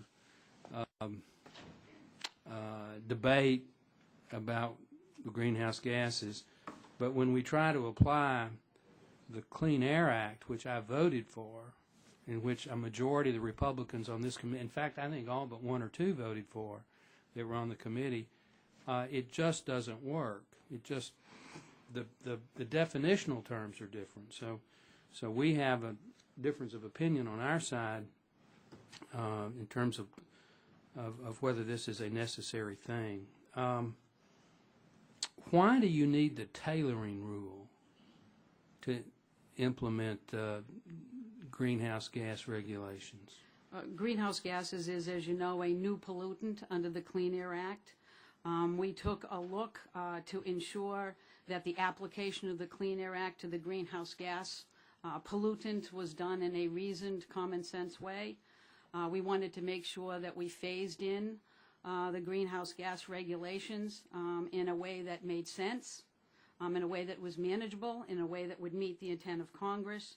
When we looked at that, we decided, and the administrator clearly made a determination, that there were many small sources that could potentially be regulated by greenhouse gases. She made a determination that that didn't make sense under the law. And so we issued the tailoring rules so that we got at the vast majority of greenhouse gases by regulating a minimum of the largest sources first. My time has expired. Before I recognize the next witness, the next questioner, would you submit for the record the EPA's official position on the control technology, if any, that's best able right now to actually regulate greenhouse gases, if there is such a technology? There are many technologies for Would you submit gases. for the record those technologies and their cost effectiveness if you have that information? I could certainly provide you a range of technology choices that we have put out in white papers to help guide state decisions that are efficient technologies that help advance reductions in greenhouse gases. Thank you. The chair inquires of the minority. Do we? Mr. Markey was the one here closest, but Mr. Waxman is the ranking member. Who should? Okay. The chair would recognize Mr. Waxman for 5 minutes. Thank you very much. Ms. McCarthy, we've heard a lot today about the greenhouse gas regulations that went into effect in January. We've heard from witnesses today that these regulations will be, quote, near impossible to meet. Yet this committee has also received testimony from industry that EPA's approach has been, quote, reasonable and does not impose undue hardship. I'd like to ask you some questions to help me understand exactly what is required under these new regulations for stationary sources. First, can you confirm that only new sources or existing sources that expand and significantly increased emissions are currently subject to any requirements? That's correct. Thank you. So, for example, if I own a power plant that is already up and running and I don't make any changes, I don't have to do anything differently, do I? No. But new facilities will have to go through a technology review process to determine best available control technology, or BACT, to limit carbon pollution at the facility. In most of the country, this review is carried out by state or local permitting agencies, not by EPA itself. Are you aware that the National Association of Clean Air Agencies has surveyed its members, and most states reported that they only expect to do 0, 1, or 2 permits this year? Yes. Members of the National Association of Clean Air Agencies recently briefed House staff on some of the permit reviews they've already begun. In the examples they shared, they concluded that energy efficiency would likely be all that was needed. I'd like to use an example that New York State shared in order to ask if this is consistent with EPA's guidance. In New York, a Lafarge cement plant volunteered to go through the process. The state began by identifying all available technologies that might limit carbon pollution. This initial list included carbon capture and sequestration, but did not include switching to a different type of fuel. Is this consistent with EPA's guidance? Entirely, yes. The state then quickly eliminated CCS as technically infeasible. The state indicated that because no geologic formation existed close to the cement plant, CCS would not be feasible. Is this consistent with the guidance you've issued? Yes. The state then ranked the various options for limiting emissions and eliminated options that were too expensive. Finally, the state selected the technologies that it thought would be required. The state determined that the cement plant could reduce its carbon pollution by 12% by installing several types of energy efficiency equipment, including high-efficiency motors, fans, and burners. These efficiency features would constitute BACT. Is this the type of determination appropriate under EPA's guidance? Yes. It sounds to me like this was a logical, reasonable process, and I understand that Lafarge Cement expects that these efficiency improvements will reduce their operating costs and save them money. Is it fair to assume that many other facilities may actually save money too? Yes. I hope the other states will follow this common sense example and find ways to reduce pollution and improve efficiency. I have some time remaining if any of my colleagues wish me to yield to them. Otherwise, I'll yield back my time. Mr. Green? Thank my friend. Ms. McCarthy, yesterday my good friend in the Senate who served on this committee, Sherrod Brown from Ohio, called on President Obama to direct the EPA to implement a plan to provide financial and technical transition assistance protecting U.S. manufacturing as we move forward with the greenhouse gas regulations. Last Congress, when this chamber considered cap and trade, I was equally concerned about the issue and working hard. Can you comment on what the administration is doing to address these concerns and moving forward with these regulations? Yes, I would be happy to. We have taken great pains as we begin to regulate greenhouse gases to work with the states and work with the permitting entities. We have provided a wealth of technical assistance. We've produced guidance documents that help walk them through this process. We have put white papers out that explain the cost-effective technologies available in all of the major industry sectors that could be potentially regulated.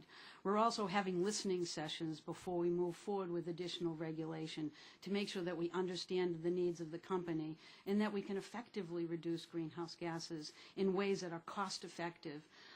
Every rule that we have available to us under the Clean Air Act that's suitable for greenhouse gas regulations requires us to look at cost. So we will go out of our way to make sure that we're using not just a common sense approach, but one that reduces costs to the fullest extent we can and still achieve the required reductions under the Clean Air Act.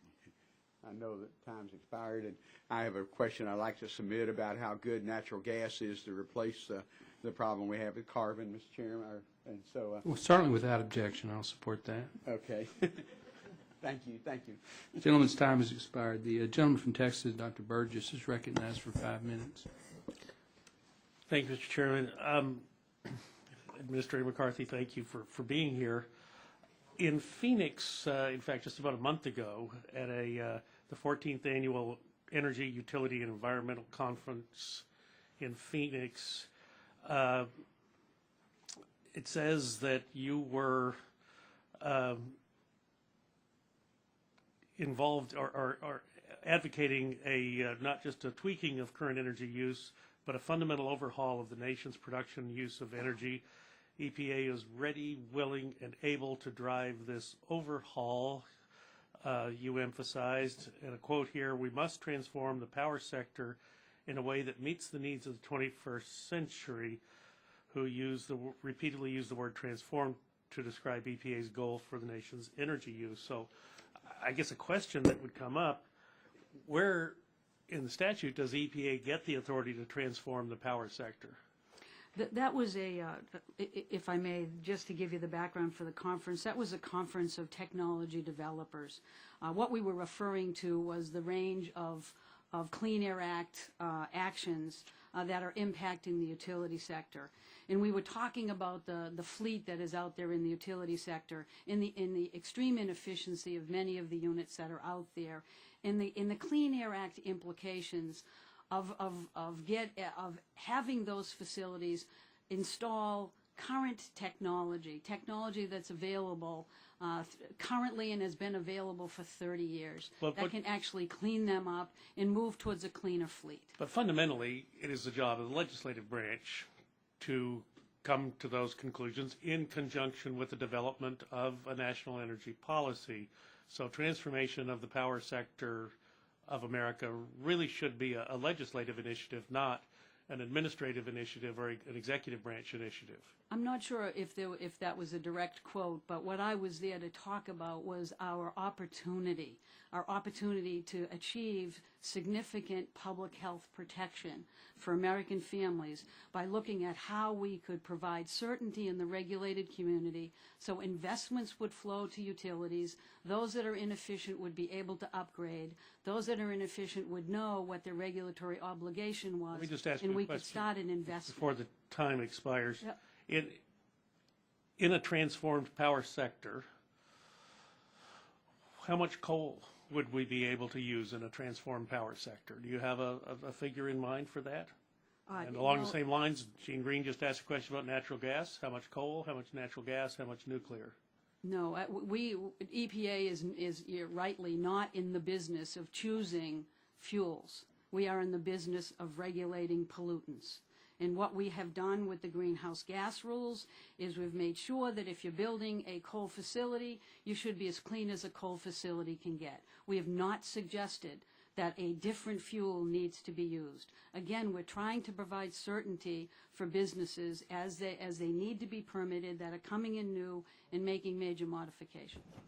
Well, speaking in terms of certainty, you were here a year ago, or just right after the Deepwater Horizon started causing problems, and the subject that day was a briefing. It wasn't a hearing, so there's no record of it, unfortunately. But the subject of it was on the Environmental Protection Agency going to a new standard of 15% ethanol in motor fuels and gasoline. Yes. And I don't know if you recall or not, but I asked you and Department of Energy, who was there with you that day, about where were the studies that we could look at that showed that this indeed was a reasonable thing to do, and that in fact people who had snow blowers and two-cycle engines would not have damage to their equipment by a 15% ethanol mixture. Do you recall that briefing that we had? I do. And you know, I never got any information from either EPA or the Department of Energy about the testing that was done, supposedly done. In fact, it almost seemed to be finger-pointing, one agency pointing at the other, saying, well, the other guy is responsible for this. But as we come up with this mandate that was described by Congress in December 2007, the amount of ethanol that has to be offloaded into the nation's fuel supply is, I believe, what was driving the, no pun intended, what was driving the concern to bump the amount up to 15%. Is that correct? Not on the part of EPA. EPA was responding to waiver requests. Well, where are we The with gentleman's that? time just expired. Are you, do we have those studies available? We do, and I apologize if we weren't as responsive as we should be. We will send you the waiver decisions that were made that incorporate all of the scientific information in them. Thank you, Mr. Chairman. The gentleman from Massachusetts, Mr. Markey, for 5 minutes. Thank you, Mr. Chairman, very much. Gasoline prices went up almost 20 cents in the last week, the biggest weekly jump in prices since Hurricane Katrina. In 1975, we imported 6 million barrels of oil per day. Today, that number is nearly 12 million barrels per day. Prices have risen by a factor of 13 since 1975.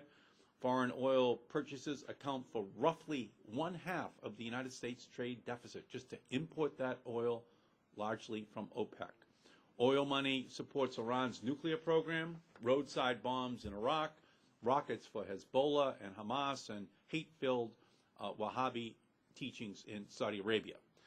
Now, the Republicans are busy raising the specter of the Clean Air Act's devastating economic impacts, despite reports showing that the Clean Air Act has historically led to increases in jobs and will provide $2 trillion in benefits in 2020. But what the Republicans are planning in order to address this fabricated threat is likely to create a real danger for the United States. This committee may soon take up a bill that would tie EPA's hands and prevent it from taking any steps to reduce dangerous global warming pollution under the Clean Air Act. What the legislation would also do is prevent EPA from taking any steps to reduce our dangerous dependence on foreign oil. Ms. McCarthy, the legislation this committee may soon act on could open up the existing car and light truck oil saving standards to legal challenge and will prevent further standards from being set. It will prevent further implementation of the renewable fuels standard, and it will prevent EPA from doing anything to reduce oil use from planes, trains, boats, and other industrial sources. In fact, this bill could result in an increase in our oil dependence of more than 5 million barrels of oil a day by the year 2030, more than we currently import from OPEC.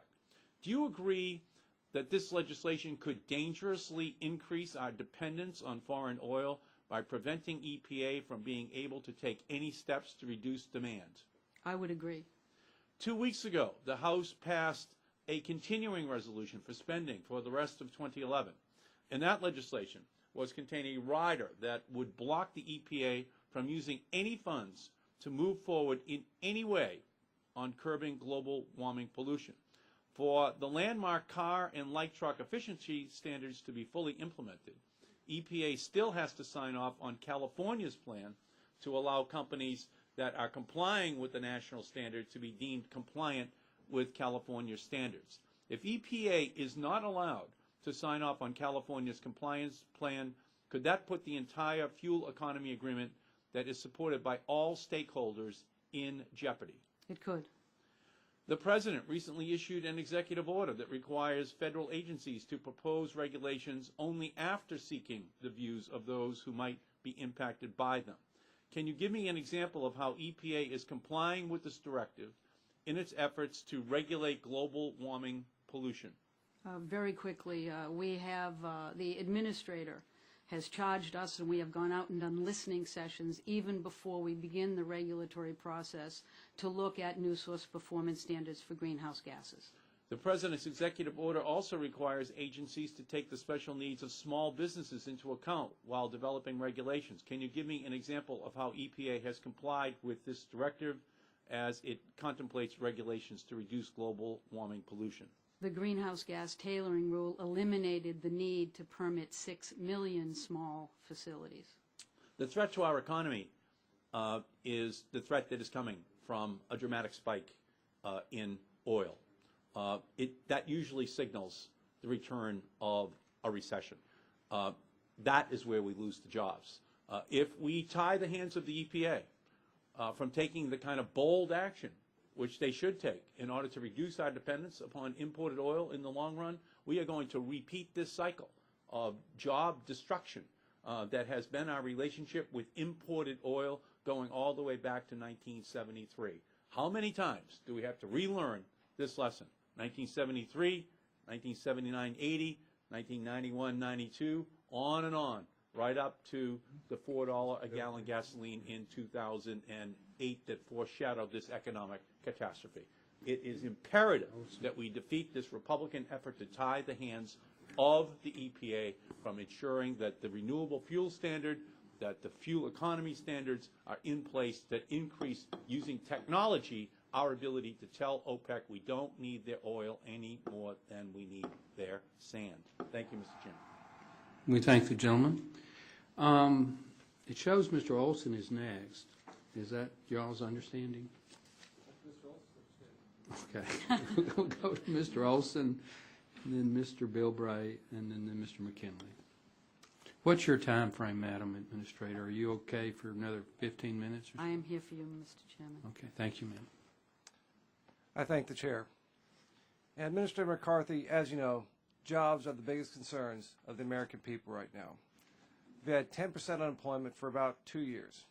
And EPA Administrator Jackson touts the job creation of the new green control technologies. When I asked one of our previous witnesses if she was right or wrong about creating these great jobs, he said, wrong, wrong. Are you aware of any analysis done by EPA to determine the economic impact, specifically with regard to jobs, of the EPA's greenhouse gas regulations? No. Don't you think EPA should look at jobs and proposing some greenhouse gas regulations? Let me just expand on that. The greenhouse gas tools that we're using, the tools we're using to regulate greenhouse gases, are the same tools that we have used in the Clean Air Program for 40 years. And what we have found is that those tools actually provide cost-effective public health measures that actually grow the economy and in many ways provide one of the most significant public health benefits that are available to us. So for every dollar we spend on clean air, we get $40 in public health benefits. And so we believe that our job is to deliver public health to the people in this country, but we're not insensitive to the cost impacts and the job impacts. And what I would say is that the other point I would really like to make is that the Clean Air Act, because of the public health benefits it creates in terms of making sure that people can get to work, means that people can be productive and keep their jobs. What it means in terms of kids staying healthy, staying in school, is incredibly important if you're a single parent or if your parents would both need to work. We're providing opportunities for clean air. We're providing opportunities to keep people healthy. That certainly keeps people productive. I ask you to submit further answer for the record, please, ma'am. Yes. Got a limited time here. Would you be opposed to an inclusion of a detailed job statement and impact statement anytime EPA proposes new regulations? Would you be opposed to that? We already do a detailed regulatory impact assessment with the Office of Management and Budget for our rules. Something that we could include the private sector in to get their opinion as well? We actually do peer review of all our methodologies. That includes going to the private sector using economists and scientists. So everything we do is peer reviewed in terms of the methodology. The data is transparent, and we believe we do a very good job. Well, thank you. Then I'll put you down as a big yes for having a more determinative jobs impact statement from EPA when they propose to change regulations. And coming down the home stretch here, I want to talk about a problem my home state is having with the EPA regarding the permitting process that has been done by the Texas Council on Environmental Quality for the last 15 years. Basically, EPA is taking over the regulation of the power generation in refineries in our state. Again, it's been going on for the last 15 years. Our state had a SIP approved 15 years ago, 3 administrations, 2 Democrat, 1 Republican, that Texas operated under, again, approved by the EPA.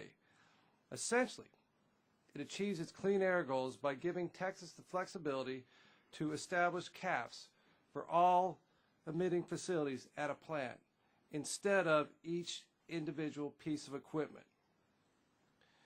EPA is hurting Texas economy and jobs right now by taking over this permitting process. Just as an example of what's happened since EPA has done that, in late December, a major refiner has spent $4 million to quote-unquote deflex. The problem I have with all of this is the flexible permitting process has worked. Since 1999, flexible permitting has achieved a 22% decrease in ozone, a 53% decrease in nitrous oxide, compared to the national average of 15% for ozone and 27% for nitrous oxide. So Texas, 22% in ozone, the nation 15%, Texas 53% in ozone, the nation 29%. We're doing all this while adding 3.5 million people and creating half the private sector jobs in America since our country went into recession in 2009. The gentleman's time expires. He needs to. I'll wrap up real quickly. The point of the Clean Air Act is clean air. Texas has done better than most. Why is EPA taking this over?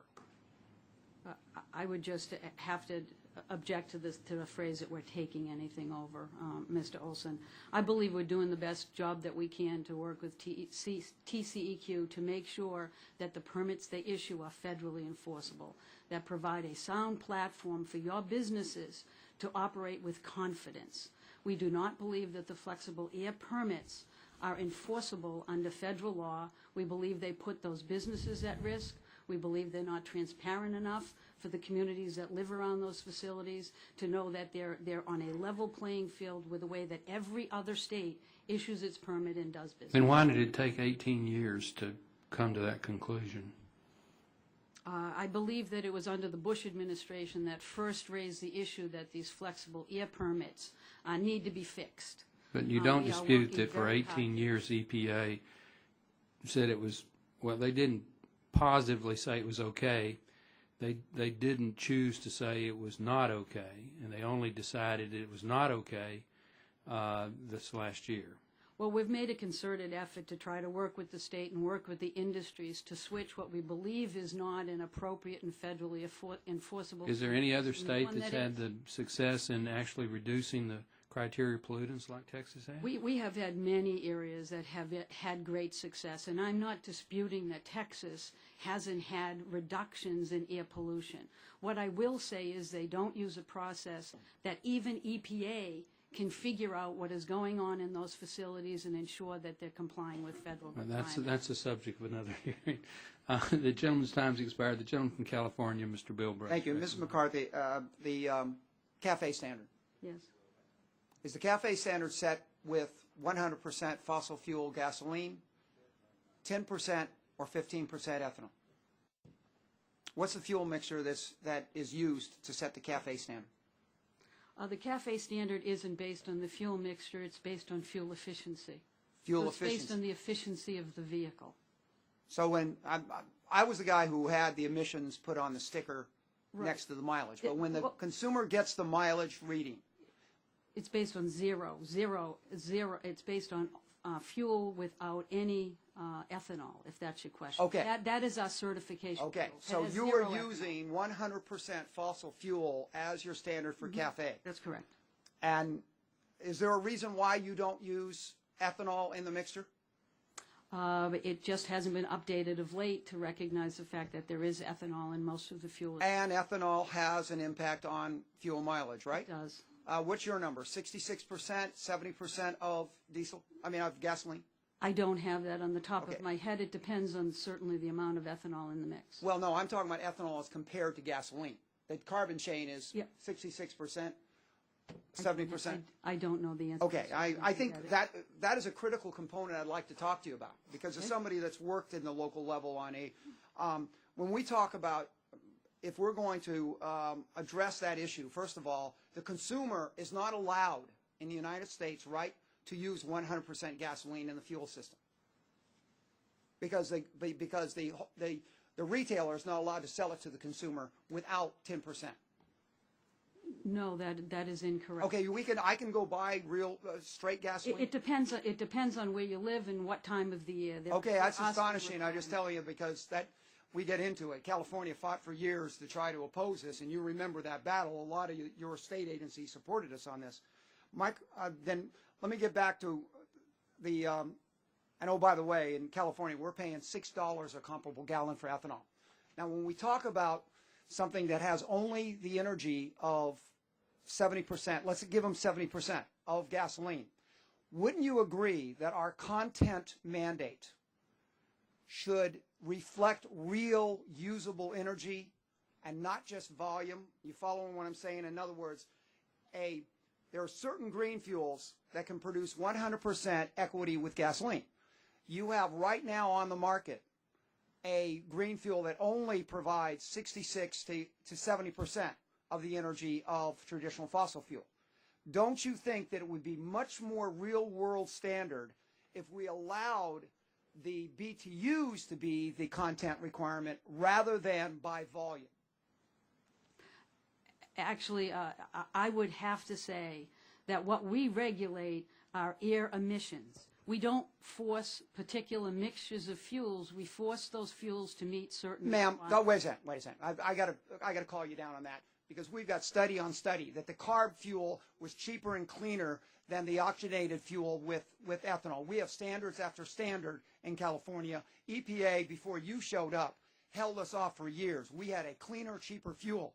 We're mandated in California to put ethanol into our fuel. All I'm asking you is this. Seeing that mandate requires that only 70% of the energy, or comparable 7%, not 10%, but 7% of the energy in that tank is renewable, don't you think that it would be more reasonable to reflect that we allow the standard to be either 10% by volume or 7% by energy? Because it's the energy. Wouldn't you agree that energy is what matters, not the volume?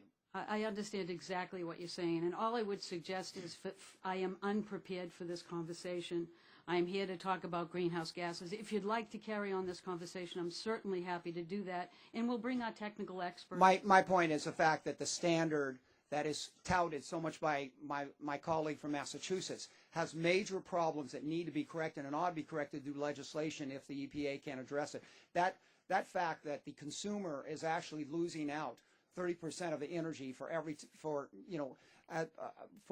ethanol that you do not get gasoline. And this is what my point on this from the emissions point of view. Emission standards are set per gallon, not per BTU. I understand. So now you've got this stuff hiding as equal to gasoline when it doesn't give you the energy of gasoline, but they're trying to compare apples and oranges. And this is a major problem we need to address. The gentleman's time is just about to expire. We appreciate the gentleman's questions on ethanol and fuel standards. The gentlelady is right. This is a greenhouse gas hearing on CO2, but those were very good. Well, Mr. Chair, let me just say, but the issue here, though, is that by mandating the fuel as part of it, the emissions issue is hidden because when you talk the fact that the efficiency of the fuel is so deficient, you're now hiding this huge pollutant that's being brought into it in volume rather than talking about the true emissions per mile driven. And what matters... Okay, the gentleman's time has expired. We don't want to let you pull an Ed Markey on us here. So, we also appreciate the gentlelady's refreshing candor in answering the questions. The distinguished gentleman from West Virginia I think is going to be the last questions unless Mr. Rush has some questions.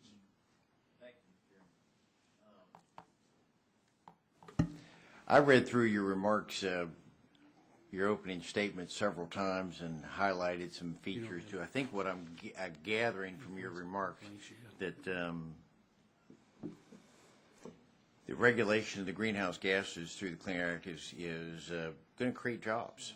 It's going to offset the jobs that it's going to cost. And I've gone through it. It talks about how by the year 2020. We're going to have $2 trillion in benefits, a $30 benefit for every dollar spent. That the economy is billions of dollars larger today because of the Clean Air Act. In the past 7 years, 200,000 jobs have been created in the air pollution industry, air pollution control industry. I could go on. It was very interesting. But I come from West Virginia, and with all due respect, I don't want to see us take a risk that you're posing with that analysis and the empirical fantasy. What I believe, what I deal with, I'm an engineer, what I deal with is in reality. And the reality, the jobs you described, they're not going to be in West Virginia. When you crush our economy with over 50% of the revenue for the operate the state of West Virginia comes from coal. We heard testimony earlier from some of your other compatriots that when you take away that, we're either going to have, in West Virginia, the state government is going to have to either cut services or raise taxes. And that's going to discourage a lot of investment in West Virginia. There's a steel company in Weirton and one in Wheeling that combined used to have over 30,000 employees. But because of the over-regulations and what's happened overseas, they're down to only 2,000 employees. They're just a shadow of what they were. And when you talk to them, it's all because of government and the regulations and the lack of control of what's coming in from overseas. So when I go back on the weekends, I meet with the steel workers. I meet with the coal miners. They're scared to death of what Washington is doing and what the EPA is doing. They don't know how they're going to have a job tomorrow. They don't know how they're going to have a roof over their heads for their children and what their future is. They're scared to death of what the EPA, they're more over-regulation with it. A good remark, they said, why can't our families have the same enjoyment that the EPA families are having with what they're doing to us? So these realities that I refer to, they're coming from the people in my district. They're scared. They're worried about the government, the overregulated. When I went through your report, it's all based. So much of it's based on your own funded studies rather than independent scientific. It's your reports that you're quoting, and then you refer to the a B-rated environmental journal that's used. Not even one of the top ones in the country that worldwide, globally is respected. You're using a B-rated journal to use as to shore up your argument of why you should do these kinds of things. I'm just asking, Madam, with a straight face, how can you honestly say that the enforcement of the greenhouse gases are going to create jobs and the people in West Virginia are going to be okay? Well, you've hit many different issues. Could you speak up a little louder, please? I'm sorry. You've addressed a number of issues, and let me try to get at these. I've been in the environmental business, so to speak, as a regulator for 30 years. I came from a working class family as well. I do not believe that in this day and age we need to make a choice between clean jobs, good jobs, and breathing clean air. I think we have proven in 40 years Just show me how of you're going to create the job. Tell me what's going to happen. In 40 years of history of the Clean Air Act. I don't want the fantasy. I want to know how specifically are we going to replace those jobs, because their jobs are being lost. I do not believe that the approach we are taking on greenhouse gases, because it is done in a common sense, phased, measured way, that is doing anything other than trying to identify the most cost-effective ways for new businesses to get permits and to do their business. Did you not hear the testimony from the people that were just here just 2 or 3 hours prior to you to talk about the effect? I did. Gentleman's time is expired, but we'll let the administrator answer the question. Let me make just a couple of points, and one is that the permit requirements only are dealing with the largest sources of greenhouse gas emissions. They are only looking at the best technology to make them efficient when new ones are coming online or when they're making major modifications. That is what we're doing. And the data that I have in my testimony is all based on peer-reviewed science, is not just EPA studies. It's all transparent. What I listened to were many people with ideas and concerns. I appreciate those. But there were some documents that you are listening to that I don't think are transparent, that I don't think have been peer-reviewed. And I think the one thing that I'm trying to do is to present you with information so that you can make the appropriate decisions. And I do believe that there's a wealth of scientific data that says we need to take action to reduce greenhouse gases, that is one of our most significant public health challenges, and that the Clean Air Act for 40 years has been a premier opportunity to actually reduce pollution, like carbon pollution, in ways that is cost effective. Does Mr. Rush wish to ask any wrap-up questions? No, no, Mr. Chairman, I don't have any additional questions. Okay. Let me, just for clarification before we adjourn, as I understand the Obama administration approach on greenhouse gases that you've elaborated on, you're not going to set a standard based on fuel.